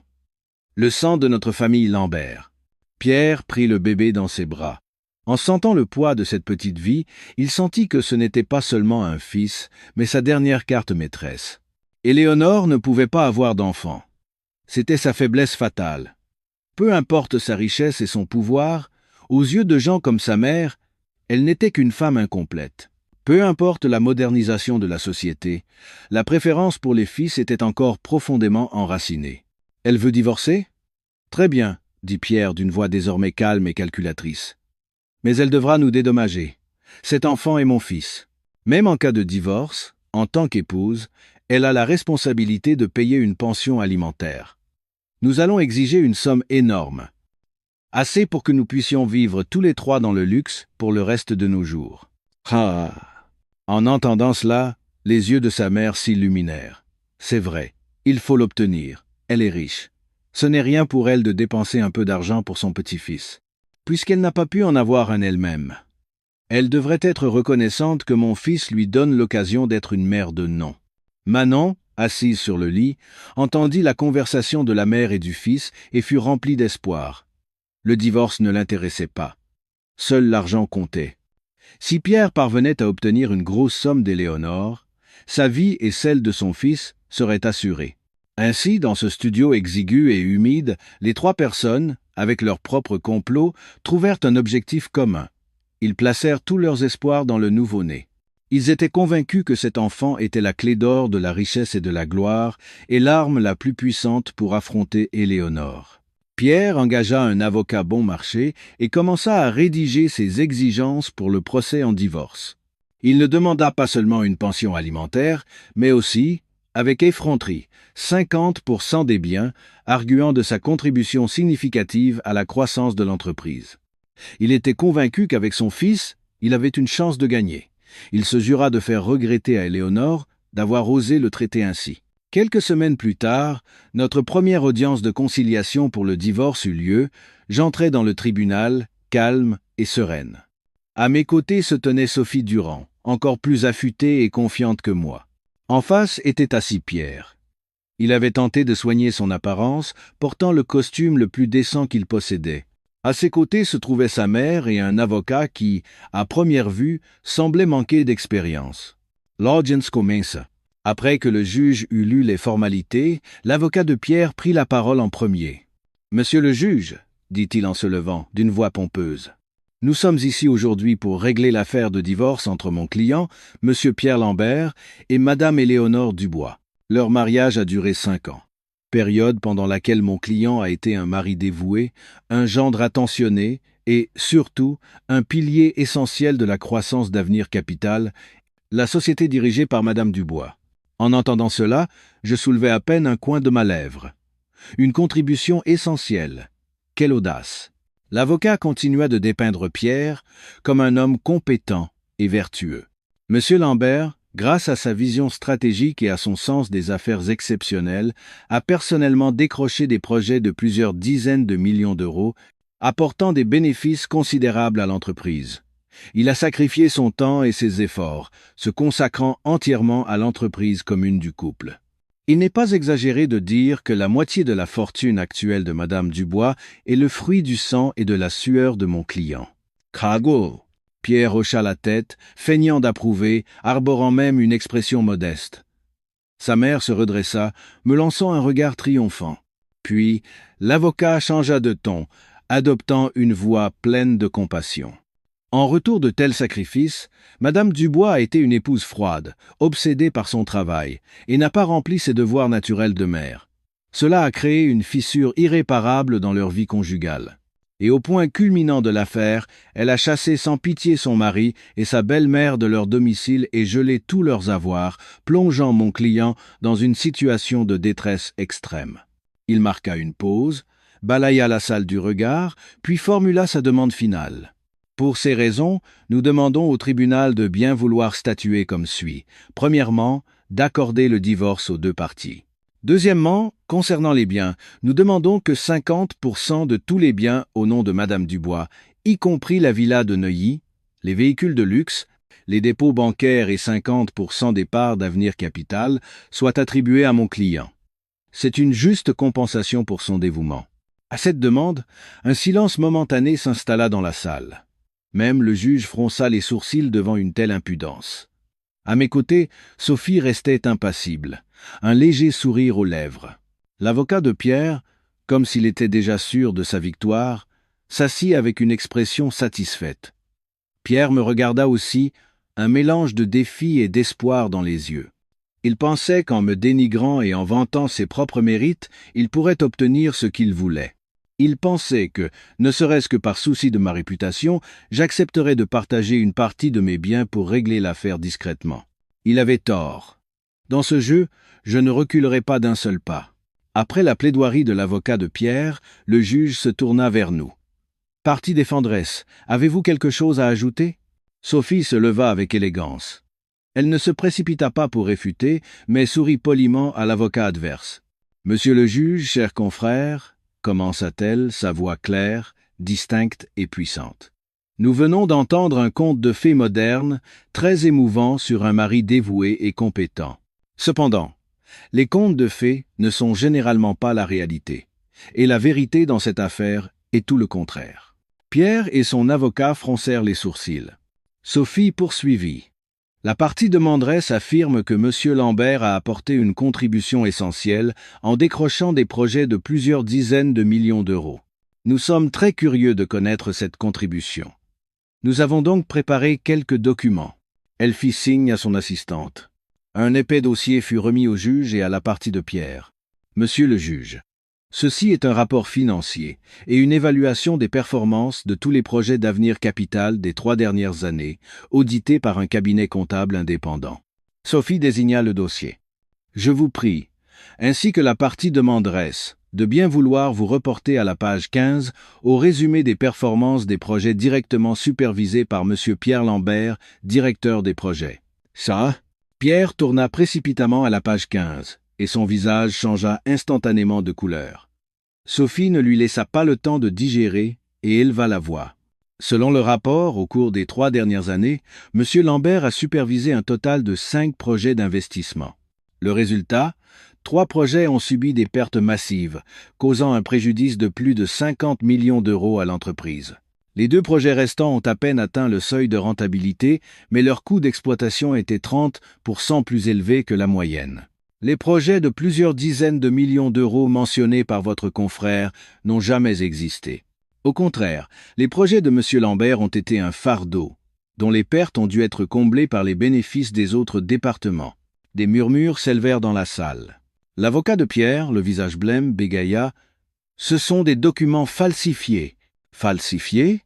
Sophie rit froidement. « Cher confrère, ce rapport a été audité par l'un des 4 plus grands cabinets comptables du monde. Si vous prétendez qu'il est falsifié, nous serons ravis de faire comparaître le responsable comme témoin. Ou voulez-vous dire que votre client est assez compétent pour tromper un système d'audit comptable international ?» L'avocat resta sans voix. Pierre, la tête baissée, tremblait de rage et d'humiliation. Sophie ne s'arrêta pas là. Concernant le soi-disant dévouement et le sacrifice de M. Lambert, nous avons également des éclaircissements à apporter. Ma cliente, Madame Dubois, est en effet une femme dévouée à son travail. Mais c'est précisément grâce à ses efforts que M. Lambert a pu jouir d'une vie de luxe qu'il n'aurait jamais pu imaginer. Elle soumit un autre dossier. Ceci est l'historique des transactions de tous les comptes et cartes de crédit fournis par Madame Dubois à M. Lambert au cours des 5 dernières années. Voitures, vêtements de marque, voyages de luxe, dîners dans des restaurants chers, tous les frais ont été supportés uniquement par ma cliente. Alors, de quel sacrifice parle M. Lambert? Le sacrifice de son temps pour profiter de l'argent de sa femme? Cette fois, Pierre ne put rester assis. Il se leva d'un bond et pointa Sophie du doigt. « Vous, espèce de vipère! Monsieur Lambert, asseyez-vous. » Le juge frappa de son maillet pour maintenir l'ordre. Pierre se rassit à contre-cœur, mais son regard envers Sophie et moi était meurtrier. Sophie sourit et asséna le coup de grâce. Et enfin, monsieur le juge, concernant la demande de partage de 50% des biens. Cette demande est totalement infondée, car tous les biens énumérés par la partie demanderesse, y compris la villa, les voitures et les parts de l'entreprise, sont des biens propres de Madame Dubois, acquis avant le mariage, et nous disposons d'actes notariés en bonne et due forme. Selon la loi en vigueur, M. Lambert n'a droit à pas un seul centime de ses biens. Un silence total s'installa dans la salle. La déclaration de Sophie fut comme un coup de foudre pour Pierre et sa mère. Ils étaient complètement abasourdis, incapables de croire ce qu'ils venaient d'entendre. Leur plan de partager les biens en invoquant sa contribution venait de s'effondrer dès le premier round. Les preuves présentées par Sophie furent comme une douche d'eau froide pour Pierre et son avocat. Leur plan de partager la fortune en se basant sur ses mérites était un échec total. L'avocat inexpérimenté de Pierre était visiblement désemparé. le front perlant de sueur froide. Il ne parvint à formuler aucune contre-argumentation de poids. Pierre, la tête baissée, serrait les poings sous la table jusqu'à ce que ses jointures blanchissent. L'humiliation et la rage le consumaient. Il n'avait jamais imaginé qu'Éléonore se serait préparée de manière aussi méticuleuse, ne lui laissant aucune issue. Voyant la situation tourner au vinaigre, l'avocat de Pierre changea rapidement de tactique. Après avoir obtenu l'autorisation du juge, il se releva. Cette fois, sa voix n'était plus assurée, mais pleine de compassion. « Monsieur le juge, » commença-t-il en me lançant un regard plein de reproches. « C'est vrai, ces biens sont tous au nom de Madame Dubois. Mon client, par amour et confiance excessif envers sa femme, n'a jamais compté. Il pensait que ce qui appartenait à sa femme appartenait aussi à son mari, que tout était pour le bien de la famille. Mais il avait tort. Il marqua une pause pour un effet dramatique. Ce que mon client désirait le plus dans ce mariage, ce n'était ni l'argent ni le statut. C'était un enfant, la chaleur d'un foyer complet. Mais, monsieur le juge, Madame Dubois était tellement absorbée par ses affaires qu'elle n'a pas rempli le plus fondamental de ses devoirs de femme. Elle n'a pas pu lui donner d'enfant. Ces mots furent comme une bombe lâchée au milieu de la salle. Tous les regards se tournèrent vers moi. La mère de Pierre saisit immédiatement l'occasion et se mit à sangloter pitoyablement. « Oh, le sort de notre famille ! Les belles-filles des autres donnent de beaux enfants, mais mon fils, son seul souhait était d'avoir un héritier, et même ça, il ne l'a pas eu. Imaginez la souffrance de mon fils, monsieur le juge. » L'avocat de Pierre poursuivit d'une voix affligée. « C'est à cause de ce manque d'affection et de son désir ard de devenir père que mon client a commis une erreur involontaire. Il a eu un fils en dehors du mariage. Cet enfant n'a rien à se reprocher. Il a besoin d'un père et d'un soutien pour grandir sainement. Mon client, après avoir été chassé sans ménagement par Madame Dubois, est sans le sou et n'a pas les moyens d'élever cet enfant. Leur objectif final était maintenant clair. Par conséquent, dit-il en regardant le juge droit dans les yeux, nous ne demandons plus le partage des biens. À la place, nous demandons que Madame Dubois, en tant qu'ex-épouse, assume la responsabilité de l'entretien de l'enfant de son mari, né hors mariage. Pour assurer l'avenir de cet enfant, nous demandons une somme forfaitaire de 5 millions d'euros à titre de dommages et intérêts et de pensions alimentaires. C'est une responsabilité et une compensation que Madame Dubois doit assumer pour le préjudice subi par mon client. 5 millions d'euros. Le montant fit à nouveau sensation dans la salle. Ce n'était plus une pension alimentaire. C'était du chantage pur et simple. Ils utilisaient l'enfant pour tenter de m'extorquer une somme énorme. Pierre releva la tête et me regarda d'un air de défi. Il croyait que c'était sa dernière carte maîtresse. Il croyait que par souci de ma réputation, sous la pression de l'opinion publique et à cause de l'étiquette de femme stérile, j'accepterais cette demande. Il tentait de m'asséner le coup de grâce en utilisant son fils. Me prendre mon argent et m'humilier. Je restais assise, le visage impassible. Je jetai un coup d'œil à Sophie, qui me regardait aussi. Une lueur acérée brilla dans ses yeux. « C'est ça, Pierre. C'est exactement le moment que j'attendais. Tu viens de tomber tout seul dans le piège que je t'ai tendu. La partie la plus intéressante de la pièce ne fait que commencer. » Face à la demande éhontée et aux accusations de la partie de Pierre, une tension palpable s'installa dans la salle d'audience. Tout le monde attendait ma réaction. Il s'attendait à ce que je me mette en colère, que je réfute, que je me sente humilié. Mais non. Sophie se leva. Il n'y avait aucune trace de colère sur son visage. Au contraire, elle affichait un sourire magnanime. « Monsieur le juge, » dit-elle d'une voix étonnamment calme, « nous comprenons parfaitement les sentiments de monsieur Lambert et de sa famille. Avoir un héritier pour perpétuer le nom est un souhait légitime. » Aux mots de Sophie, Pierre et son avocat ne purent cacher leur surprise. Ils ne s'attendaient pas à ce que nous acceptions leur logique aussi facilement. Sophie poursuivit d'une voix encore plus emphatique. « Ma cliente, Madame Dubois, est également une femme dotée d'un grand cœur. Bien que M. Lambert ait commis une faute grave pendant le mariage, elle considère que l'enfant est totalement innocent et mérite le meilleur avenir possible. » En entendant cela, Madame Lambert cessa de pleurer, une expression de triomphe sur le visage. Pierre se redressa, pensant que j'avais cédé sous la pression de l'opinion publique et que j'étais prête à capituler. « Par conséquent, dit Sophie en regardant Pierre droit dans les yeux. « Concernant la demande de pension alimentaire pour l'enfant, ma cliente est entièrement d'accord. » À ces mots, la partie de Pierre n'en crut pas ses oreilles. « D'accord si facilement ?» Ma cliente est non seulement d'accord pour les 5 millions d'euros, poursuivit Sophie, chaque mot qu'elle prononçait surprenant davantage l'adversaire, mais elle est également disposée à créer un fonds fiduciaire de 10 millions d'euros pour l'enfant, afin de lui garantir une vie aisée jusqu'à sa majorité. 10 millions d'euros. Ce montant dépassait de loin les attentes de Pierre. Il resta stupéfait, une cupidité non dissimulée brillant dans ses yeux. Sa mère faillit sauter de joie. Il pensait avoir gagné, avoir trouvé ma faiblesse, mais il se réjouissait trop tôt. Après avoir lancé cet appât juteux, Sophie commença lentement à porter le coup de grâce. Cependant, dit-elle, un sourire toujours aux lèvres, mais le regard acéré. Pour garantir que cette somme considérable soit versée au bon destinataire et pour protéger les droits légitimes et l'avenir de l'enfant, nous avons une petite exigence qui relève d'une procédure juridique tout à fait standard. Elle marqua une pause, regardant droit dans les yeux de Pierre, suspendu à ses lèvres. Nous demandons au tribunal d'ordonner un test de paternité, un test ADN, pour confirmer la filiation entre M. Lambert et l'enfant. C'est une étape indispensable pour finaliser les procédures légales de création du fonds fiduciaire et pour s'assurer que tout est transparent et conforme à la loi. À cette demande, l'air dans la salle se figea. Pierre, encore dans le fantasme des 10 millions d'euros, éclata de rire en entendant cette demande. Il nous regarda, Sophie et moi, avec un mélange de mépris et de pitié. « Un test de paternité », dit-il d'une voix arrogante. « Bien sûr, absolument d'accord. Je craignais que vous n'osiez pas le demander. Faites-le autant que vous voulez. Montrons au monde entier que je suis bien le père de cet enfant. Je suis curieux de voir quelle tête fera Madame Dubois quand elle devra affronter les gens. » Il pensait que c'était une occasion en or de m'humilier une fois de plus. Il était convaincu que le résultat du test de paternité serait la preuve irréfutable de sa virilité et de mon échec. Il accepta notre demande sans la moindre hésitation.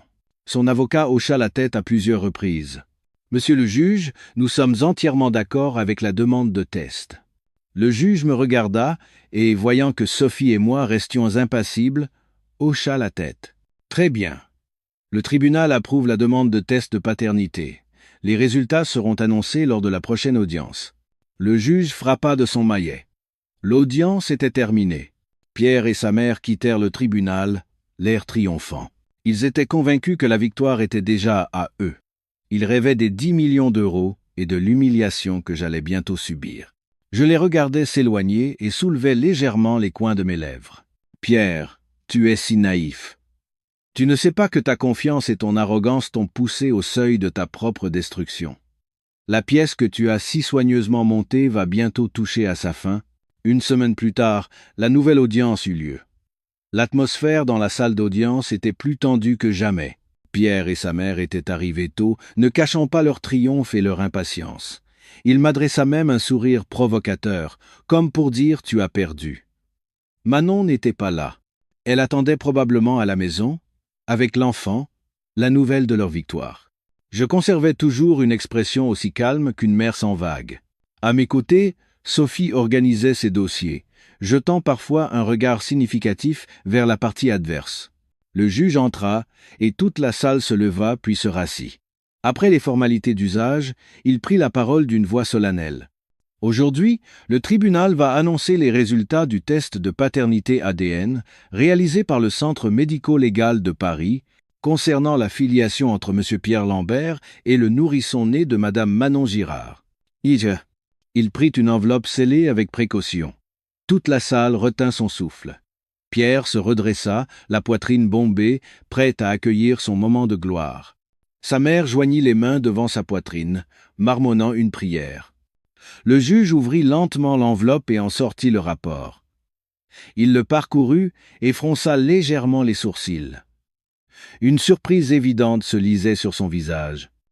Ce changement d'expression provoqua une légère anxiété chez Pierre, mais il se dit rapidement que c'était dû à sa propre nervosité. Après quelques secondes de silence qui parurent une éternité, le juge se racla la gorge et lut les résultats à voix haute. Chaque mot résonna clairement dans toute la salle. Sur la base de l'analyse ADN des échantillons fournis, le Centre médico-légal de Paris confirme que le lien de paternité entre M. Pierre Lambert et le nourrisson en question n'est pas établi. Un silence de mort envahit la pièce. N'est pas établi. Ces trois mots furent comme trois éclairs qui frappèrent Pierre en plein crâne. Le sourire triomphant sur ses lèvres se figea, puis se brisa en 1000 morceaux. Son visage passa du rouge au blanc, puis au bleu. Il resta bouche bée, les yeux écarquillés, fixant le juge comme s'il ne pouvait croire ce qu'il venait d'entendre. « Non, ce n'est pas possible, » murmura-t-il, sa voix vide. « C'est impossible. Il y a une erreur. Il y a forcément une erreur. » Sa mère, assise à côté de lui, était pétrifiée. Elle ne comprenait pas ce qui se passait. Elle secoua violemment le bras de son fils. « Pierre, qu'est-ce qu'il dit le juge ? Il y a une erreur, n'est-ce pas ? C'est mon petit-fils. » Sonne. La salle d'audience fut remplie de murmures. Tous les regards étaient tournés vers Pierre. Des regards mêlés de curiosité, de pitié et de moquerie. « Silence !» Le juge frappa violemment de son maillet. Il regarda Pierre d'un œil sévère. « Ceci est le résultat officiel d'un institut médico-légal avec signature et sceau. Il ne peut y avoir d'erreur. Monsieur Lambert, avez-vous bien entendu ?» Pierre n'entendait rien. Ses oreilles bourdonnaient, le monde autour de lui tournait et s'effondrait. Il avait tout misé sur cet enfant qu'il désirait tant. Il avait utilisé son fils comme une arme pour m'affronter, me menacer, m'humilier. Mais maintenant cette arme se retournait contre lui et lui transperçait le cœur. L'enfant n'était pas son fils. Alors, qu'était-il ? Un père cocu qui élevait l'enfant d'un autre. Un idiot dont la femme avait été prise par un autre homme. Cette vérité était bien plus cruelle que le gel de ses avoirs, que son expulsion de la maison. Elle détruisait complètement sa fierté et sa virilité. Il avait tout perdu. Sa femme, sa maison, son argent, son travail. Et maintenant, même le fils dont il était le plus fier n'était pas le sien. Il s'effondra sur sa chaise, son corps mou comme s'il n'avait plus d'os. Il me regarda. Dans ses yeux, il n'y avait plus de provocation, mais de la panique, du désespoir et une haine extrême. Je le regardais simplement, sans émotion. Le coin de mes lèvres, rigide pendant toute l'audience, se souleva pour la première fois dans un sourire de victoire. « Pierre, voilà le prix de ta trahison et de ta stupidité. » Le procès se termina dans la confusion. Pierre devint presque fou. Il hurla que les résultats étaient truqués, que j'avais acheté le centre d'expertise avec mon argent. Mais face au sceau rouge vif et à la signature de l'Institut médico-légal, toutes ces paroles étaient vaines. Lui et sa mère furent traînés dehors par les gardes du tribunal dans un état pitoyable. Sophie et moi quittâmes les lieux calmement. « Quel mélodrame incroyable !» dit Sophie d'un ton moqueur. « C'est le premier procès en divorce où je vois le demandeur creuser sa propre tombe avec autant de panache. » Je me contentais de sourire légèrement. C'est juste qu'il était trop arrogant et trop cupide. Je savais que Pierre n'allait pas en rester là. Il allait chercher Manon pour connaître la vérité, et j'attendais avec impatience leur prochaine pièce de théâtre. Effectivement, dès sa sortie du tribunal, Pierre ne retourna pas au studio mais prit un taxi directement pour l'endroit où se trouvait Manon. Il ne pouvait plus garder son sang-froid. La rage et l'humiliation l'avaient transformé en une bête sauvage. Il défonça la porte du studio d'un coup de pied. Manon, qui donnait le biberon au bébé, sursauta de peur en voyant l'air féroce de Pierre. « Pierre, pourquoi es-tu rentré si tôt ? Tout s'est bien passé ?»« Bien passé ?» gronda Pierre. Ses yeux étaient injectés de sang. Il sortit le rapport de paternité de sa poche et le lui jeta au visage. « Regarde ça. Regarde ce que tu as fait. » Manon ramassa le papier d'une main tremblante. En lisant les mots liens de paternité non établis, son visage perdit toute couleur. « Comment ? Ce n'est pas possible. Il y a forcément une erreur. » Elle bégaya, mais la peur dans ses yeux la trahit. « Une erreur ?» Pierre la saisit par les épaules et la secoua violemment. « Tu oses encore dire qu'il y a une erreur ? Dis-moi. »« De qui est ce gosse ? » ?»« Dis-le. » Face à la violence de Pierre, Manon fut prise d'une peur extrême. Elle se mit à pleurer. « Je ne sais pas. Vraiment, je ne sais pas. »« Tu ne sais pas ?» Pierre devint encore plus furieux. Il serra ses épaules à lui briser les os. « Tu as couché avec lui et tu ne sais pas de qui est l'enfant ? Tu me prends pour un idiot ? Sous l'interrogatoire et la violence de Pierre, Manon finit par craquer et avoua tout en larmes. Oui, je n'étais pas sûr. Si c'était ton enfant, ou le sien. Le sien? Qui est-il?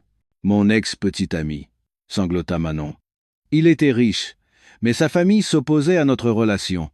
Quand nous avons rompu, je t'ai rencontré. Tu étais si gentil avec moi, et j'ai vu que ta femme était une riche PDG, alors j'ai pensé qu'en te suivant, j'aurais un avenir.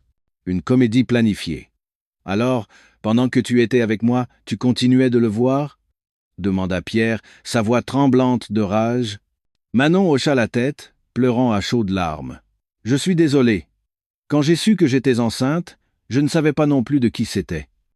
Mais ta mère disait qu'elle voulait un petit-fils, que si je lui donnais un garçon, elle me donnerait tout. Et comme tu semblais sur le point de prendre la fortune de ta femme, j'ai tenté ma chance. Je ne pensais pas que ça finirait comme ça. « Taise-toi » cria Pierre en la poussant violemment sur le lit. Il se tenait là, haletant. Il avait l'impression que toute sa force l'avait quitté. Il n'était qu'un pion dans son jeu d'échecs. Il n'était qu'une roue de secours, un idiot qui avait élevé l'enfant d'un autre. L'amour tendre, la faiblesse pitoyable, tout n'était que comédie. Elle ne l'avait jamais aimé sincèrement. Elle n'avait aimé que l'argent et le statut qu'il pouvait lui apporter.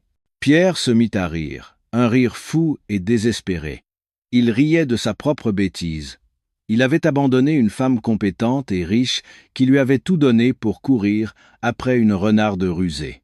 En échange d'une amère tromperie, il avait tout perdu. Leur comédie d'amour venait de prendre fin, dans la vérité la plus crue et la plus misérable. La vérité sur l'enfant révélée au tribunal fut le coup de grâce qui anéantit complètement Pierre. Il resta là, immobile comme une statue vidée de son âme, fixant le vide.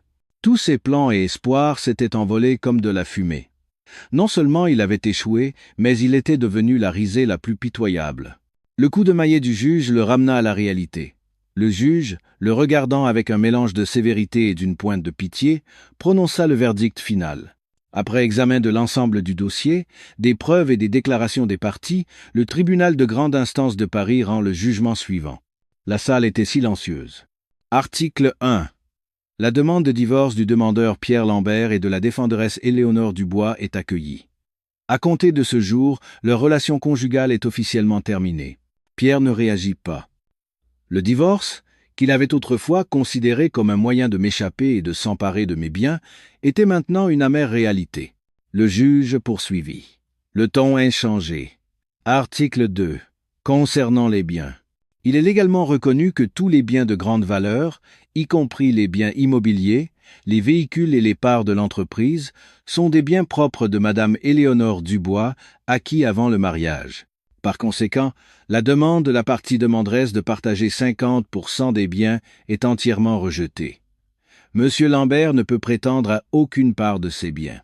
Madame Lambert, assise au fond, faillit s'évanouir en entendant cela. Malgré tous ses jurons et ses larmes, elle ne pouvait croire que son fils n'obtiendrait pas un seul centime. Son rêve de devenir une riche dame, de vivre dans une villa et de conduire des voitures de luxe était complètement brisé. Mais le pire était encore à venir. Article 3, dit le juge en regardant Pierre droit dans les yeux d'une voix particulièrement sévère. Sur la base des preuves soumises par la partie défenderesse, y compris les photos des blessures et les enregistrements vidéo de l'hôpital, le tribunal reconnaît que M. Lambert a exercé des violences conjugales envers Mme Dubois. C'est un acte illégal grave qui a causé une souffrance physique et psychologique à la victime. Débris Mazao. Pierre sursauta et releva la tête. La peur se lisait dans ses yeux. Par conséquent, le tribunal ordonne à M. Lambert de verser à Mme Dubois la somme de 500 000 € à titre de dommages et intérêts pour le préjudice moral. Ce montant devra être payé dans les 30 jours, suivant la date d'effet du jugement. 500 000 €. Ce montant fut le dernier coup de marteau qui s'abattit sur Pierre. Non seulement il n'obtenait pas d'argent, mais il devait payer une somme énorme en dédommagement. Dans sa situation de sans le sou, 500 000 € était une somme astronomique. « Non, je m'y oppose !» cria Pierre en se levant comme un fou. « Je n'ai pas d'argent.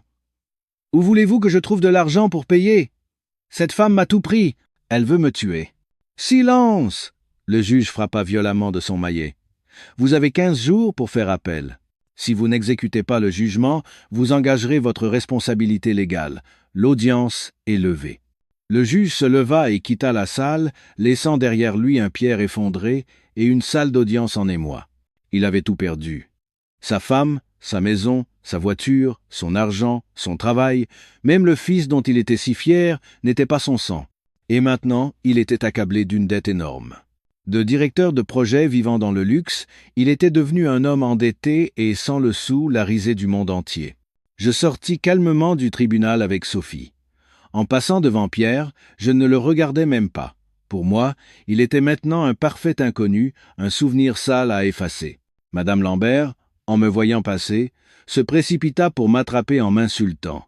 « Espèce de salope! Tu as ruiné mon fils! Vipère, tu ne mourras pas en paix! » Oh! Mais avant même qu'elle ne puisse me toucher, les gardes du tribunal l'en empêchèrent. Je continuais de marcher, sans me retourner. Ces insultes n'étaient plus pour moi que le bruit du vent qui me caressait les oreilles. En sortant du tribunal, la lumière éblouissante du soleil d'été m'inonda. Je pris une profonde inspiration. Ma poitrine était étrangement légère. La guerre était finie, et j'avais gagné. Mais ce n'était pas une victoire joyeuse. C'était juste le point final nécessaire à une erreur du passé. Désormais, Pierre et sa famille n'auraient plus rien à voir avec ma vie. Ils devraient affronter seuls les conséquences de ses actes, sans le sou, endetté, élevant l'enfant d'un autre. C'était le verdict le plus juste pour un traître. La vie sans Éléonore était pire que l'enfer pour Pierre. Non seulement il était sans le sou, mais il était également accablé d'une dette de 500 000 €. Manon, réalisant que Pierre n'avait plus aucune valeur à ses yeux, contacta rapidement son riche ex-petit ami et s'enfuit loin, laissant derrière elle l'enfant et tout ce chaos. Pour survivre et gagner de quoi acheter du lait pour le bébé, Pierre dut accepter toutes sortes de travaux pénibles. Lui qui portait autrefois des costumes et conduisait des voitures de luxe, il déchargeait maintenant des marchandises sur les quais et travaillait comme manœuvre sur les chantiers. Cette dure réalité le rendait presque fou. Dans son désespoir extrême, Pierre repensa à moi. Il pensa à la vie de luxe d'autrefois, à ma faiblesse passée. Il se dit que j'étais juste en colère, que s'il se repentait sincèrement, je m'adoucirais.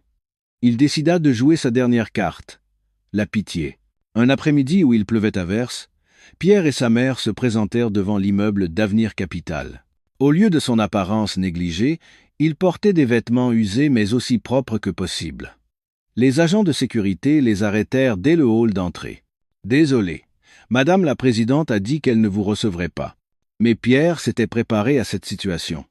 Au lieu de faire du bruit, il s'agenouilla soudainement au milieu du hall bondé. « S'il vous plaît » cria-t-il d'une voix rauque et pitoyable. « S'il vous plaît, laissez-moi la voir. Je veux juste lui dire que je suis désolé. J'ai eu tort, vraiment tort. » Son geste attira immédiatement l'attention de toutes les personnes présentes dans le hall. Les employés d'autres entreprises, les clients qui entraient et sortaient, tous s'arrêtèrent pour regarder. Madame Lambert se joignit immédiatement à la comédie. Elle s'assit par terre et se mit à pleurer et à se lamenter sur la souffrance de son fils et la cruauté de son ex-belle-fille. « Ma belle-fille est riche, mais elle a abandonné mon fils. Elle le méprise parce qu'il est pauvre. Où peut-on trouver une femme aussi cruelle dans ce monde ?» Leur comédie transforma le hall en un véritable chaos, et les agents de sécurité ne savaient que faire. Ils ne pouvaient pas traiter brutalement un homme à genoux et une vieille femme en larmes. La nouvelle me parvint rapidement. Chloé accourut, l'air inquiet, pour me faire son rapport. Madame la Présidente, l'ancien directeur Lambert et sa mère font du bruit dans le hall. Il est à genoux et ne veut pas partir. J'examinais un rapport de projet. En entendant cela, je ne levai même pas la tête et dis froidement « Laissez-les. Laissez-les jouer la comédie. Je veux voir combien de temps ils vont tenir. » Mais Pierre était plus tenace que je ne le pensais. Sous la pluie battante et les regards insistants des passants, il resta à genoux pendant 2 heures. Il était blême, ses vêtements trempés, une vision vraiment misérable. Finalement, je décidai de mettre fin à cette farce. Je ne voulais pas que l'image de l'entreprise soit ternie par des gens aussi méprisables. Je me levai et descendis directement au hall. Mon apparition provoqua encore plus d'émoi dans la foule des curieux. En me voyant, les yeux de Pierre s'illuminèrent comme s'il voyait son sauveur. Il rampa à genoux vers moi et tenta de s'agripper à mes jambes. « Éléonore, Éléonore, s'il te plaît. » Il leva la tête. Son visage émacié était couvert de pluie et de larmes. « Pardonne-moi, juste pour cette fois. J'ai eu tort. Je suis un salaud, pire qu'une bête. Je n'aurais pas dû te frapper. Je n'aurais pas dû te trahir. » Il se gifla lui-même. Le son claqua. « Regarde, j'ai été puni. J'ai tout perdu. Ma vie n'est plus une vie. Éléonore, je t'aime encore. Ne pourrions-nous pas recommencer? Je te promets de ne plus jamais te faire de mal. Je serai ton chien pour le reste de ma vie. » Cette performance pathétique. Autrefois, j'aurais pu m'adoucir. Mais aujourd'hui, mon cœur était de pierre. Je fis un pas en arrière pour éviter sa main sale.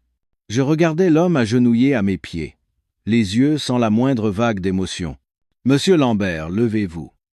Ne salissez pas le sol de cet immeuble. » Ma voix froide le stupéfia. « Tu m'aimes » Je ricanai. « Non, tu ne m'aimes pas. Tu n'as aimé que la vie de luxe que je t'ai offerte. Maintenant que tu as tout perdu, tu reviens jouer cette comédie, n'est-ce pas? »« Non, ce n'est pas vrai, » nia-t-il précipitamment. « Je t'ai aimé sincèrement. »« Assez. » Je le coupai. J'en ai marre d'entendre ça. Entre nous, c'est fini depuis le jour où tu as levé la main sur moi. Estime-toi heureux que je ne t'ai pas poursuivi pour diffamation et voies de fait. Je me tournai vers le chef de la sécurité. Faites sortir ces deux personnes. S'ils continuent à faire du bruit, appelez la police. Après ces mots, je tournai les talons, ne lui laissant plus l'occasion de parler. « Éléonore, ne pars pas !» cria désespérément Pierre alors que les agents de sécurité l'emmenaient. « Éléonore, tu es une femme sans cœur et sans larmes. Tu le regretteras. Tu le regretteras, c'est sûr. Je ne regretterai rien. Celui qui doit regretter, c'est toi, Pierre. Tu le regretteras toute ta vie. » Après avoir été chassé misérablement de l'entreprise, la tentative de Pierre de faire appel à ma pitié était un échec total. Le désespoir se transforma en rage. Un homme acculé fait souvent des choses folles. Pierre ne fit pas exception. Il se tourna vers sa dernière tactique, le chantage et l'extorsion. Quelques jours plus tard, je reçus un email d'une adresse inconnue. L'expéditeur était Pierre. Le contenu n'était plus une supplication pathétique, mais une menace ouverte. « Éléonore, ne pousse pas les gens à bout. Je sais que ce que tu crains le plus, c'est de perdre ta réputation. Ton fonds d'investissement est en pleine croissance, n'est-ce pas? Si des rumeurs défavorables se répandaient maintenant, disant que la vie privée de la PDG est compliquée, qu'elle a traité son ex-mari avec cruauté, ou même qu'il y a des secrets d'affaires troubles, comment réagiraient les investisseurs? » Il poursuivit, « J'ai été directeur des projets. Je connais quelques-uns de tes secrets. Tu ne voudrais pas qu'ils fassent la une des journaux, n'est-ce pas? Donne-moi 10 millions d'euros. Considère ça comme le prix du silence. Une fois que j'aurai l'argent, je disparaîtrai immédiatement de ta vie. Sinon, ne me reproche pas de ne pas tenir compte de notre passé. » Je ne pus m'empêcher de ricaner en lisant l'email. Des secrets d'affaires? Lui qui n'était capable que de faire échouer des projets, quels secrets pouvait-il bien connaître? Il se surestimait grandement. Quant à ma réputation, pensait-il que de telles rumeurs infondées pouvaient me détruire? Je ne répondis pas à l'email. Mon silence sembla exaspérer Pierre. Le lendemain, il envoya un autre email. Cette fois, il y avait quelques pièces jointes qu'il considérait comme des preuves. Ce n'étaient que quelques vieux plans de projet qu'il avait interprétés de manière délibérément déformée. « Ce n'est qu'un début, Éléonore. Je te donne 3 jours pour réfléchir. Si dans 3 jours, les 10 millions ne sont pas sur mon compte, ces documents seront envoyés à tous les principaux médias de Paris. Je pensais qu'il était temps de mettre un terme définitif à cette comédie. Je ne pouvais pas laisser une sangsue comme Pierre continuer à s'accrocher à ma vie. Je lui proposai de le rencontrer dans un café discret. J'espérais que ce serait la dernière fois que je verrais le visage de cet homme. Pierre arriva au rendez-vous, l'air sûr de lui. Il pensait tenir ma faiblesse entre ses mains. « Alors, tu as bien réfléchi ?» dit-il en s'asseyant en face de moi, un rictus aux lèvres. Je ne dis rien, posai silencieusement ma tablette sur la table et tournai l'écran vers lui. « Avant de parler des 10 millions, je pense qu'il y a quelque chose que tu devrais voir. » Une vidéo se lança sur l'écran. C'était l'enregistrement des caméras de sécurité de l'hôpital ce jour-là. La vidéo montrait clairement, sous tous les angles, Pierre criant, jurant et me giflant sans pitié. Le visage de Pierre changea instantanément de couleur. « Où as-tu eu ça? » « Tu n'as pas besoin de le savoir, » répondis-je froidement. « Tu as juste besoin de savoir que si cette vidéo est transmise à la police, tu seras poursuivi pour coups et blessures. Combien d'années de prison penses-tu que ça vaille ?» Il resta sans voix. Je ne lui laissai pas le temps de reprendre ses esprits et cliquai sur un autre fichier. Cette fois, c'était un enregistrement audio. « D'accord, maman. Laisse-la partir en voyage d'affaires. C'est une bonne occasion d'emmener Manon à l'hôpital. Quand elle reviendra, tout sera fini. Plus tard, je trouverai un moyen de prendre le contrôle de l'entreprise et de la chasser de la maison. C'est une femme, et en plus, elle ne peut pas avoir d'enfant. Sans fils, elle finira par tout perdre. » C'était la voix de Pierre, au téléphone avec sa mère, que j'avais surprise cette nuit-là. Je l'avais secrètement enregistrée. C'était ma véritable carte maîtresse. En entendant sa propre voix, son complot sordide révélé, Pierre s'effondra complètement. Son visage était d'une pâleur cadavérique. Son corps entier tremblait. Il me regarda, ses yeux n'exprimant plus l'arrogance, mais une terreur extrême. « Tu !» Il ne put prononcer un mot correct. J'éteignis la tablette et la rangeai dans mon sac. Je le regardai droit dans les yeux et dis d'une voix aussi froide que la glace mais puissante. « Monsieur Lambert, que penses-tu avoir entre les mains? Ce que tu appelles des secrets ne sont à mes yeux qu'une plaisanterie. Mais ce que j'ai, moi, est suffisant pour t'envoyer en prison. Et bien plus encore. Tu comprends ce que je veux dire? » Il hocha la tête frénétiquement. La sueur froide trempait son dos. « 10 millions d'euros? » Je ricanai. « Maintenant, je te donne le choix. 1. Je sortis une liasse de billets de plusieurs milliers d'euros de mon portefeuille et la jetai sur la table. « Prends cet argent et va-t'en. À Marseille ou n'importe où. Ne te montre plus jamais devant moi. 2. On se retrouve au commissariat. Choisis. » Pierre regarda la liasse de billets sur la table, puis me regarda avec des yeux paniqués. Il savait qu'il avait perdu, misérablement et irréversiblement perdu. D'une main tremblante, il s'empara de l'argent, le fourra dans sa poche et se leva en titubant. Il n'osait pas me regarder dans les yeux. Je prends la première option. Sur ce, il sortit du café en courant, comme s'il fuyait le diable. Je restai seul, finissant mon café refroidi. La dernière pièce de théâtre venait enfin de se terminer. Cet homme allait disparaître de ma vie pour toujours. Après que Pierre eut complètement disparu de ma vie, j'eus l'impression que l'air même autour de moi était plus pur. Mais je savais que pour vraiment commencer une nouvelle vie, je devais nettoyer à fond les traces du passé. La première chose que je fis fut de mettre en vente la villa de Neuilly. Cette maison était magnifique, le fruit des efforts de mes parents, mais elle contenait trop de souvenirs douloureux. Chaque recoin de la maison me rappelait l'image de Pierre et les jours de faux bonheur que j'avais cru réels. Je ne voulais pas vivre dans un espace hanté par l'ombre de la trahison. Sophie fut un peu surprise de ma décision. « Vraiment, Éléonore? C'est une très belle maison. Tu es sûre? »« Je suis certaine, » répondis-je fermement. « J'ai besoin d'un nouveau départ complet. Si je la garde, je ne pourrai jamais m'en détacher. Peu m'importait de la vendre à un prix élevé ou bas. Je voulais juste m'en débarrasser rapidement. Grâce à son emplacement de premier choix et à son design luxueux, la villa trouva rapidement un nouveau propriétaire. Le jour de la signature du contrat, je ne ressentis aucun regret. Seulement un immense sentiment de libération, comme si je m'étais débarrassé d'une lourde carapace qui pesait sur mon dos depuis des années. Ensuite, je décidai de procéder à une réforme majeure d'Avenir Capital. L'affaire de Pierre, l'ancien directeur des projets, avait révélé des failles dans notre système de gestion des ressources humaines et d'évaluation des performances. Une telle chose ne devait plus jamais se reproduire. Je convoquai tous les cadres et chefs de département pour une réunion d'urgence. En entrant dans la salle de réunion, les gens parurent un peu surpris de me voir. Ces derniers temps, à cause de mes affaires personnelles, j'avais délégué beaucoup de travail à mes vice-présidents. Certains avaient commencé à répandre de mauvaises rumeurs, disant que mes problèmes familiaux m'avaient rendu négligente au travail et que ma position était ébranlée. Aujourd'hui, j'allais faire taire toutes ces rumeurs.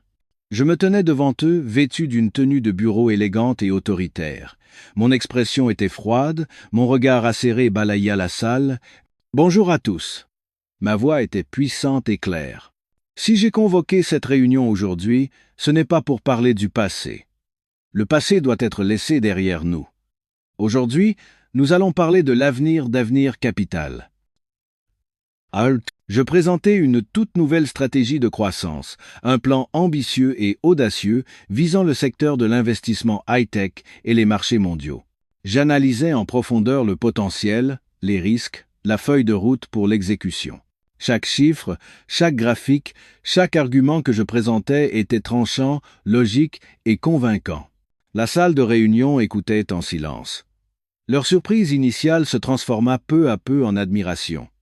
Ils voyaient une Éléonore complètement différente. Pas une femme souffrant de problèmes familiaux, mais une reine du monde des affaires, pleine de sagesse, d'audace et de détermination. Pour mettre en œuvre cette stratégie, poursuivis-je, nous avons besoin d'une organisation efficace et propre.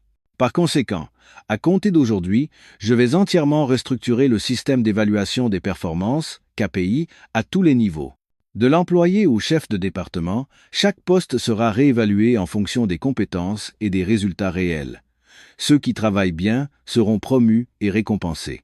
Ceux qui ne répondent pas aux exigences, partez. Avenir Capital n'est pas un lieu pour les tirs au flanc.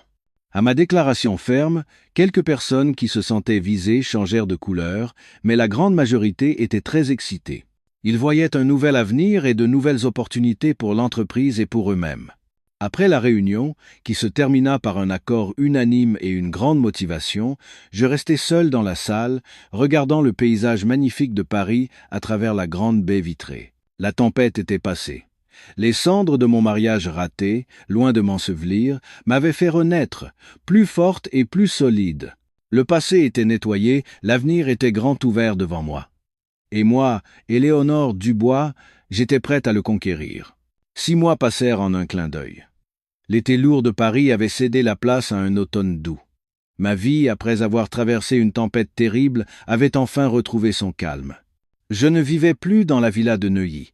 Je l'avais vendue résolument, avec ses souvenirs souillés. Je vivais maintenant dans un Penthouse au cœur de la ville, avec une vue imprenable sur les lumières de Paris.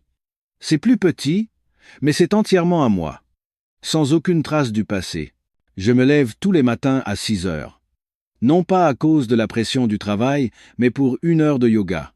J'apprends à respirer profondément, à ressentir une paix intérieure. Ma prof de yoga dit que mon aura a beaucoup changé.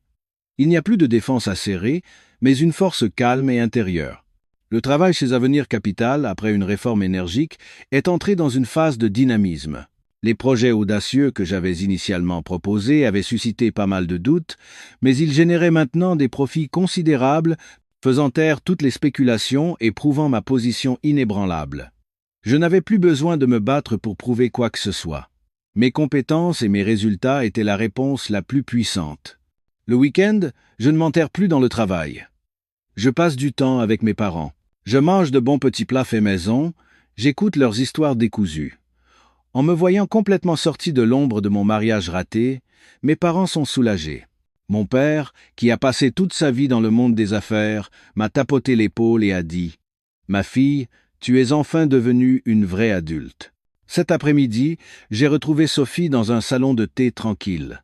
Ma meilleure amie était toujours aussi vive et énergique. « Regarde-toi un peu, » dit Sophie en sirotant son thé, me scrutant de la tête aux pieds. Une femme est vraiment la plus belle quand elle n'appartient à personne. Cette aura, même moi en tant que femme, j'en suis séduite. J'éclatais de rire. Ne te moque pas de moi, c'est juste que je suis plus sereine. Ce n'est pas seulement de la sérénité, dit Sophie avec un regard sincère. C'est de la liberté. Avant, même si tu étais forte, il y avait toujours dans tes yeux ce carcan invisible appelé Pierre. Tu devais toujours penser à ses sentiments, sauver sa face. Mais maintenant tu ne vis que pour toi-même, la toi de maintenant c'est la vraie toi, Éléonore. Je méditais tranquillement ces paroles, c'est vrai. Autrefois, je vivais pour l'amour, pour un homme qui n'en valait pas la peine. Je m'étais moi-même enchaîné. Je m'étais moi-même fatigué. Maintenant que ces chaînes étaient brisées, je réalisais à quel point le monde extérieur était vaste et bleu. Merci Sophie. Sans toi, je n'aurais pas surmonté tout ça aussi facilement. Pas de merci entre nous, rit Sophie. Que tu vives bien. C'est la meilleure récompense pour moi. Ah, mais y a-t-il un homme qui a tapé dans l'œil de notre PDG ces derniers temps? Je secouai la tête. Pas encore. Pour l'instant, Je veux profiter de cette vie de célibataire. Bon, l'amour n'était plus la chose la plus importante pour moi. Je pouvais m'en passer. J'avais appris à me donner du bonheur à moi-même. Je n'avais besoin de personne pour être complète. Nous bavardâmes encore un long moment. La douce lumière de l'après-midi filtrait par la fenêtre, baignant tout d'une lueur dorée. En regardant les gens qui se pressaient dans la rue, je ressentis une paix étrange. La tempête était vraiment passée. Il ne restait plus qu'un ciel clair et une nouvelle vie qui m'attendait. Ma vie se déroulait ainsi, paisiblement. Je me concentrais sur mon travail, sur mon bien-être et sur les personnes que j'aimais. Le nom de Pierre et les souvenirs qui s'y rattachaient étaient comme jetés dans un coin de mon esprit, recouverts d'une épaisse couche de poussière par le temps. Ce n'était pas que j'essayais de l'oublier, c'est simplement que je ne m'en souciais plus. Il n'était pour moi rien de plus qu'un étranger. Puis, un jour, lors d'un dîner de gala pour entrepreneurs, j'entendis par hasard une conversation. L'orateur était le président Wang, un partenaire de longue date. Il parlait avec quelques autres personnes du fils précieux du président du groupe immobilier Shen. Vous ne le saviez pas? Le fils du président Shen a eu bien du mal à régler une affaire délicate ces derniers temps, dit le président Wang à voix basse, l'air amusé. Il paraît que la jeune maîtresse qui l'entretenait, elle s'amusait avec un autre type et a même eu un enfant. Ce n'est qu'après la naissance que ça s'est su. Le jeune maître Shen était furieux et a envoyé des gens pour faire passer à tabac ce type. À proximité, tenant ma coupe de vin, je m'arrêtais légèrement en entendant cela. L'histoire me semblait vaguement familière. Quelqu'un d'autre demanda, curieux, « Vraiment? Et qui est ce type pour être aussi audacieux? Il paraît que c'était quelqu'un d'assez bien placé avant. Il était directeur ou quelque chose comme ça dans l'entreprise de son ex-femme, poursuivit le président Wang d'une voix méprisante. Mais il a bêtement trompé sa femme et s'est fait jeter sans un sou.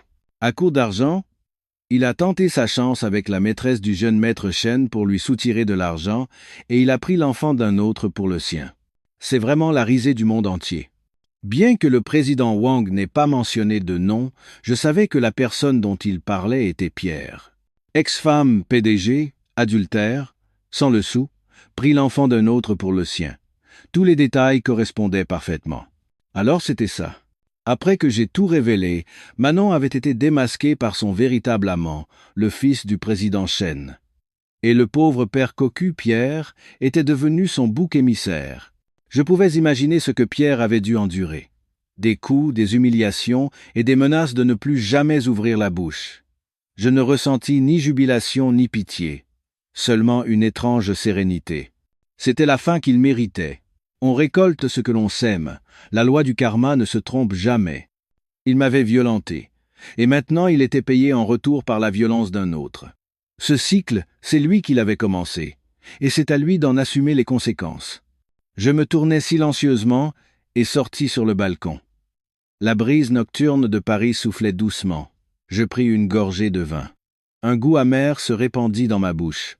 Quelques jours plus tard, je reçus un appel de Sophie. « Éléonore, tu as entendu la nouvelle? À propos de Pierre. »« Tao.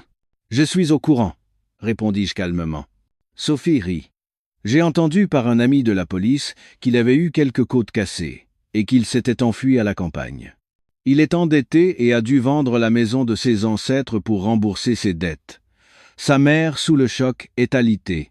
On récolte vraiment ce que l'on sème. »« Oui, » répondis-je sans émotion. « Tu n'es pas un peu satisfaite ?» demanda Sophie. Je restai silencieuse un instant, puis je dis « Non, Sophie, je ne ressens plus rien. Ce qu'il fait de sa vie, qu'il soit vivant ou mort, ça n'a plus d'importance pour moi. Il n'est plus qu'un chapitre d'un vieux livre. Et j'ai tourné la page depuis longtemps. C'est vrai. Aussi misérable que soit la vie de Pierre, elle n'avait plus rien à voir avec moi. J'avais perdu trop de temps et d'émotions pour une personne qui n'en valait pas la peine. Maintenant, je voulais me concentrer uniquement sur ma vie et sur les personnes qui m'aimaient vraiment.